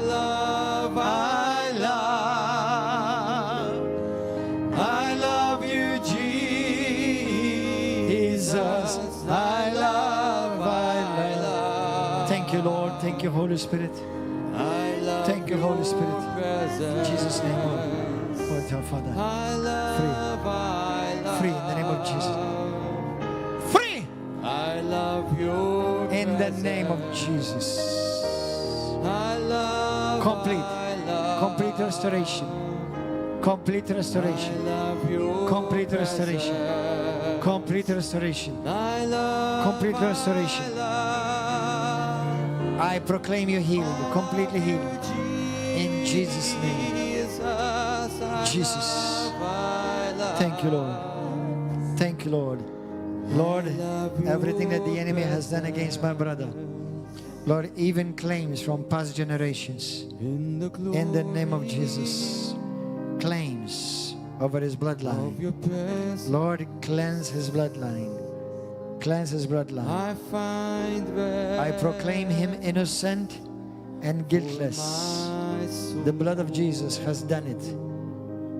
Complete In the healing. Thank you, Lord. Thank you for full of your restoration. presence. In Jesus' name. Full I find restoration. rest Full restoration. for my Full soul. restoration. Full restoration. Full restoration. Love, I love. In Jesus' name. In Jesus' name. Full restoration. I love your presence. Full restoration. Full restoration. I love. Satan, get your hands off of this man. I love Right your presence. I break every claim the devil had over your life. I love, I love. I declare you, Jesus Christ forgave you. I love you. Jesus forgave you.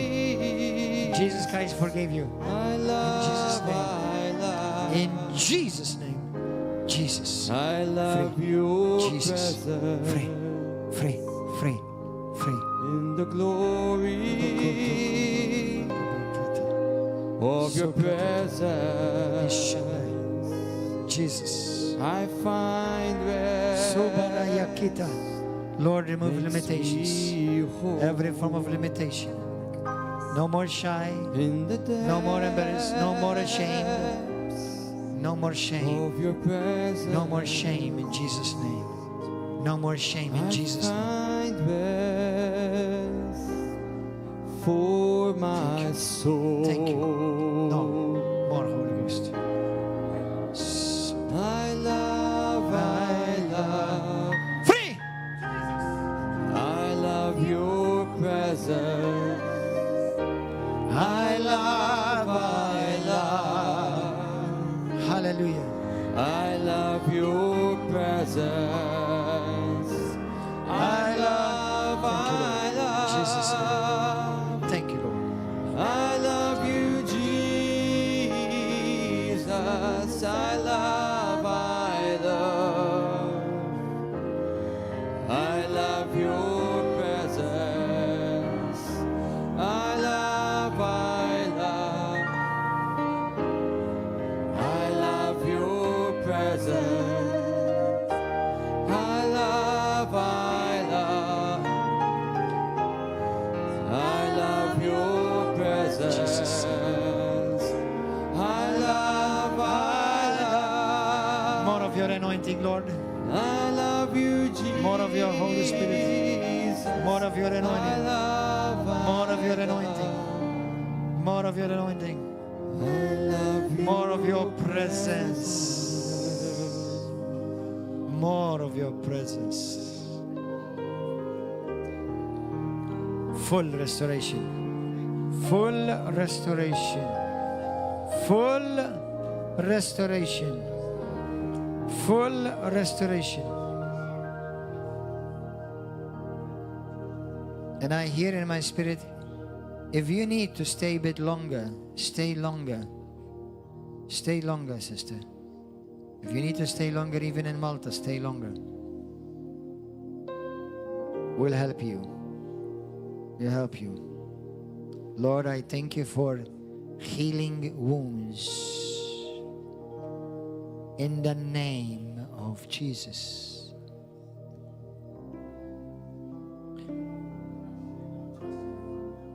For the Lord has guided your footsteps. For you did not come here, but the Lord in His mercy brought you here. I hear a lot of rejection. You've suffered a lot of rejection. You've suffered a lot of rejection.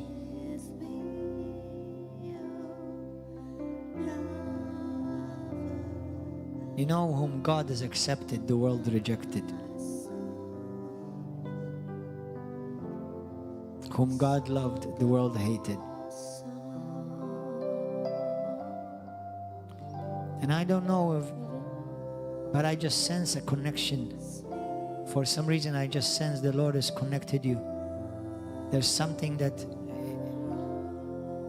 I feel in my spirit like you're on a mission.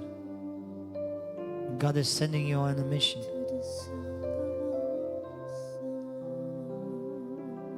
Rekiti bisukatata kata. There is a purpose. There is a purpose. There is a purpose, says the Spirit of God.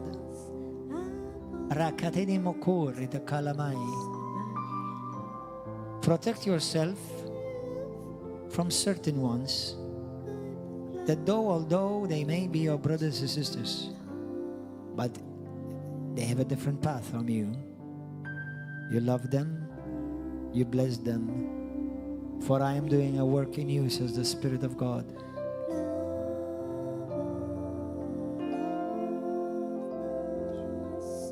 Thank you, Father. Thank you, Holy Spirit. Sikandi bikatoka. Da kroa yala minikita yasata. Losses. Everything that the devil has stolen from your life, the Lord will restore and will give you double for your trouble.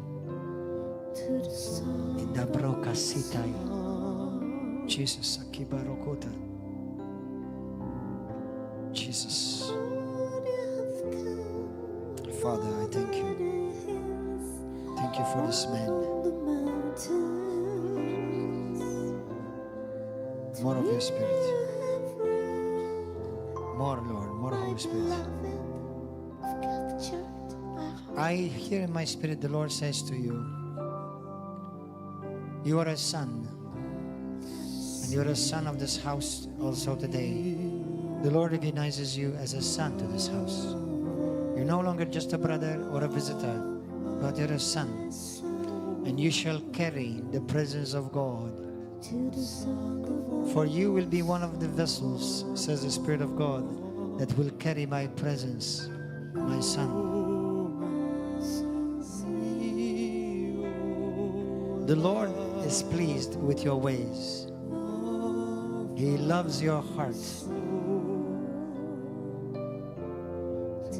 From now on, you will walk in another measure, in a greater measure of His presence. Thank you, precious Savior Jesus. Thank you, Holy Ghost. Thank you, Holy Ghost. Thank you, Holy Spirit.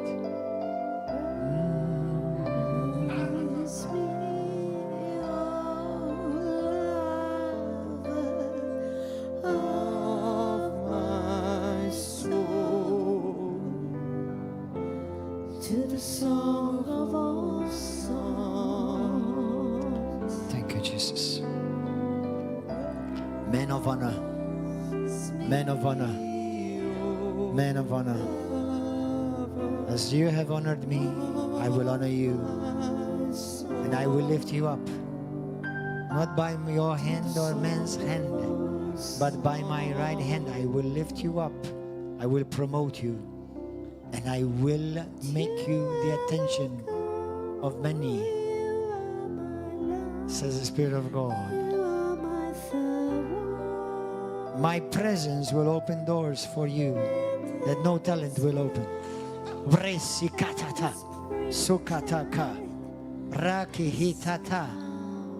Continue to worship God. The presence of God is very mighty in this place. The presence of God is very mighty in this place.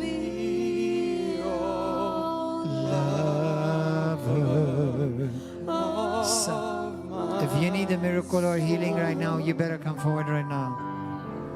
To the song of all songs. Sukatata kibarako. Romans me all lover. Koraya basiti kala. Sukata. Rokatataya sinala mokoto. You are a minister. You're a minister. You are a minister. Come forward, sister. Yes. Continue to worship God. Prakatina mokora yala dikesitai. Tu brakata takata. Pray in the Holy Ghost, everyone. Pray in the Holy Spirit, everyone.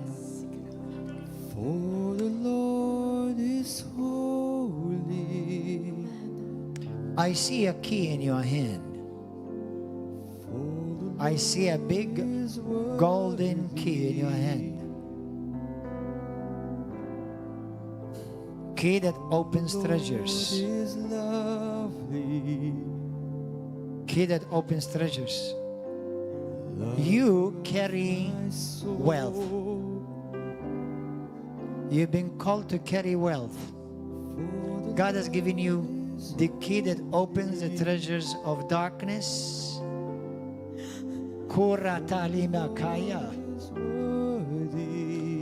He's trusted you. He has trusted you. He has trusted you. You carry, I see gold all over you. I see like dust of gold all over you. Brothers and sisters, don't take it for granted. The presence of God is really here in a mighty way. In a mighty way. In a mighty, mighty way. None of you shall walk out sick out of this place today in Jesus' name. For the Lord is love. Mighty Kito Orre la Mandaya. Lover of my soul. Thank you, Lord. Father, you show your servant, your child, your daughter, the treasures. I will lead you to it, says the Spirit of God. When you shall come to it, you will know. You will know. I will speak to you in your spirit, and you will know. You will know. You don't need to look here or there, for I am guiding you, and I am walking with you.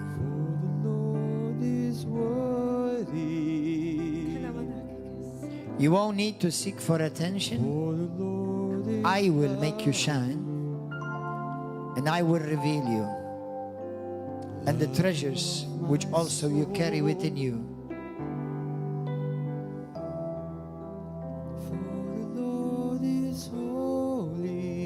For treasures are found amongst much dirt normally. People have overlooked you. And I've allowed that to happen to you, says the Spirit of God. They have overlooked you for a purpose, that I may protect you. That you will be protected from the wrong eyes and from the wrong people.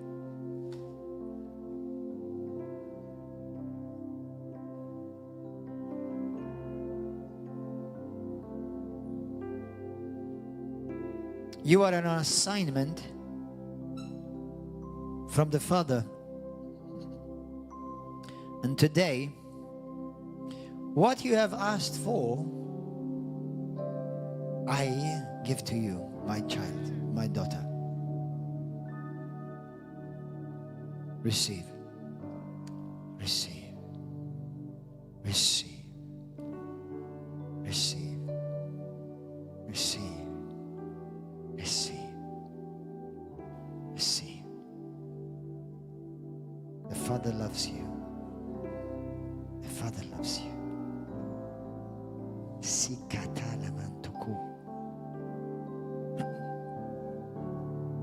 I don't know if you're connected in one way or another to the medical area. Are you connected to the medical area, sister? So something medical. You have medical in your family? Your brother is a doctor. Your brother is a doctor. That's why I was feeling you're connected to some way in the medical area. You're an assistant nurse. Your sister is a nurse. Okay, your sister is a nurse. Okay, then you're very connected to the medical. But you know what? Even though you may not be yourself medical, somewhat God is going to use you in that area. It seems like God is for some reason, you're still going to influence that area. I don't know exactly how, because I'm not, at least not seeing this right now. But I heard medical, connected to medical. Your sister is a nurse, your brother is a doctor.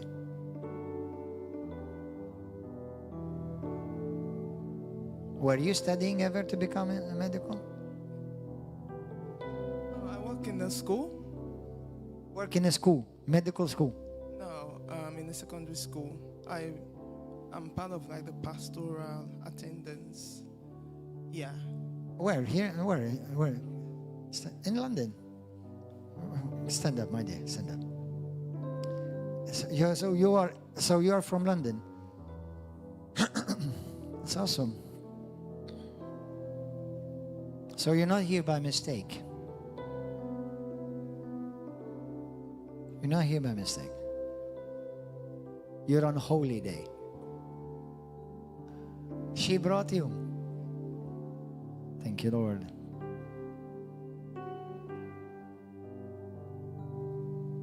Are you married? You sing, you're married. Your husband is your pastor. Your husband is the pastor. Oh, praise God. So that you are pastor alongside with him, right? Praise God. It's awesome. Thank you, Jesus. Exalted high. But you carry wealth, sister. God has given you that grace. You carry wealth and you open doors. And immediately as I saw you, I saw a big key in your hand. It was a golden key, like...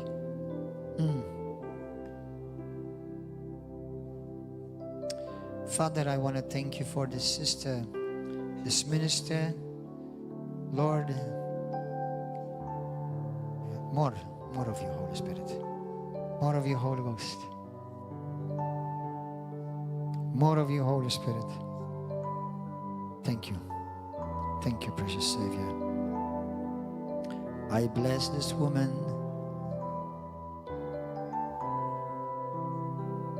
And I ask you to bless her husband and the work that you have entrusted him.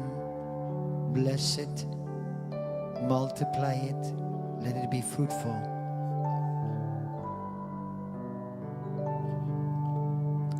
Precious God.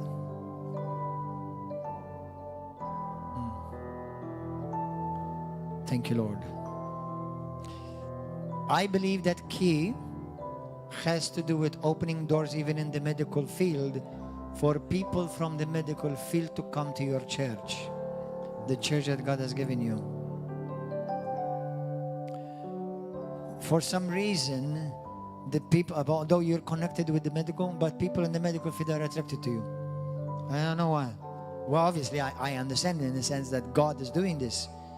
But in the natural, I don't know why. Praise God. And I see that even your church will influence the medical. Yes. Amen, amen, amen, amen. Hallelujah. Thank you, Lord. Thank you, Father. And also there's a sector of people that God is giving you an assignment even in London to reach. Hallelujah. Thank you, Lord. There's a specific group that many will run to you. Many people will run to your church and your ministry. You will minister to them. Thank you, Lord. Father, confirm this word in her life and be glorified in their lives in Jesus' name. Amen and amen, amen, amen, amen. Let's sing it.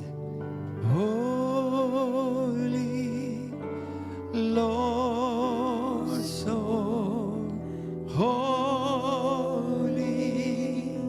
you are, holy Lord of all. You see now, the challenge is that you remain in this presence even when you leave this building.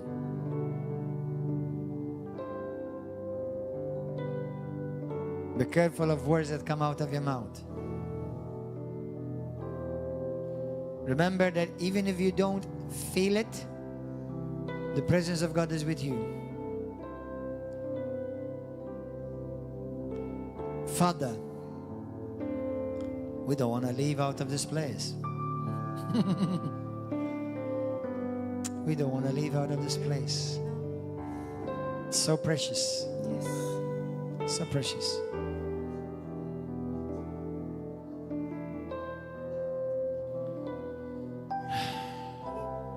Lord, there are people following on Facebook and on YouTube that they need a touch from you.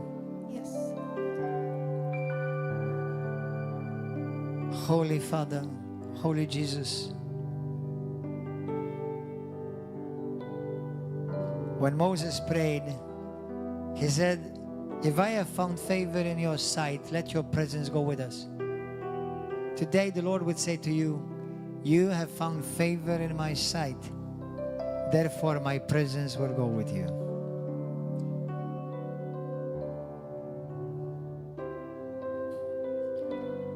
Father, let your presence fill the homes of all those following. And I want to say to you, by the authority of God Almighty, those of you who are still stuck in your houses due to different circumstances, due to different reasons, but some are just not good reasons. Some is just pure out of pure laziness and excuses. Show God that you really hunger for His presence and make yourself worthy of His presence. He has made you worthy by the blood of Christ, but now you show yourself worthy by your hunger.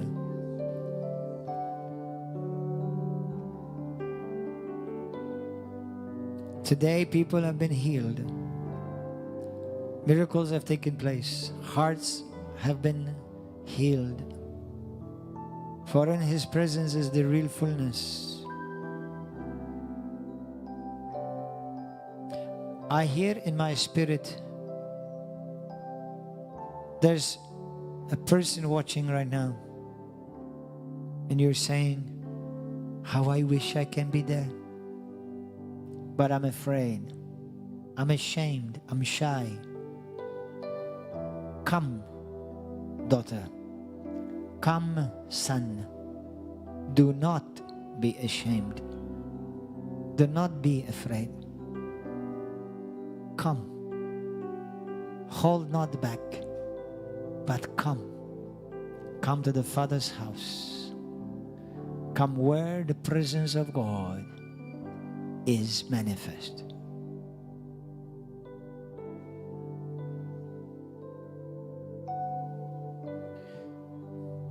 You know, we will see you here on Facebook and YouTube. We'll see you here again next Wednesday. If you are in Malta and Gozo, come and be here on Wednesday.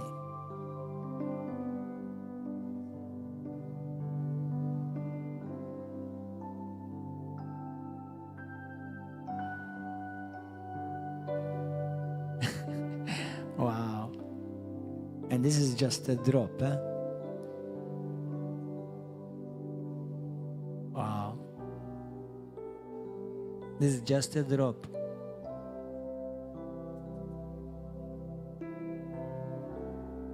When we give room and space to the Lord, what happens then?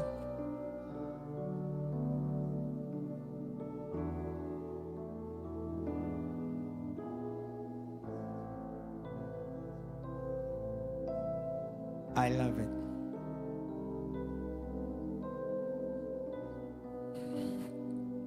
If you were blessed, like this video, share it, subscribe, and come and be present in the presence of the Lord. God bless you, YouTube and Facebook.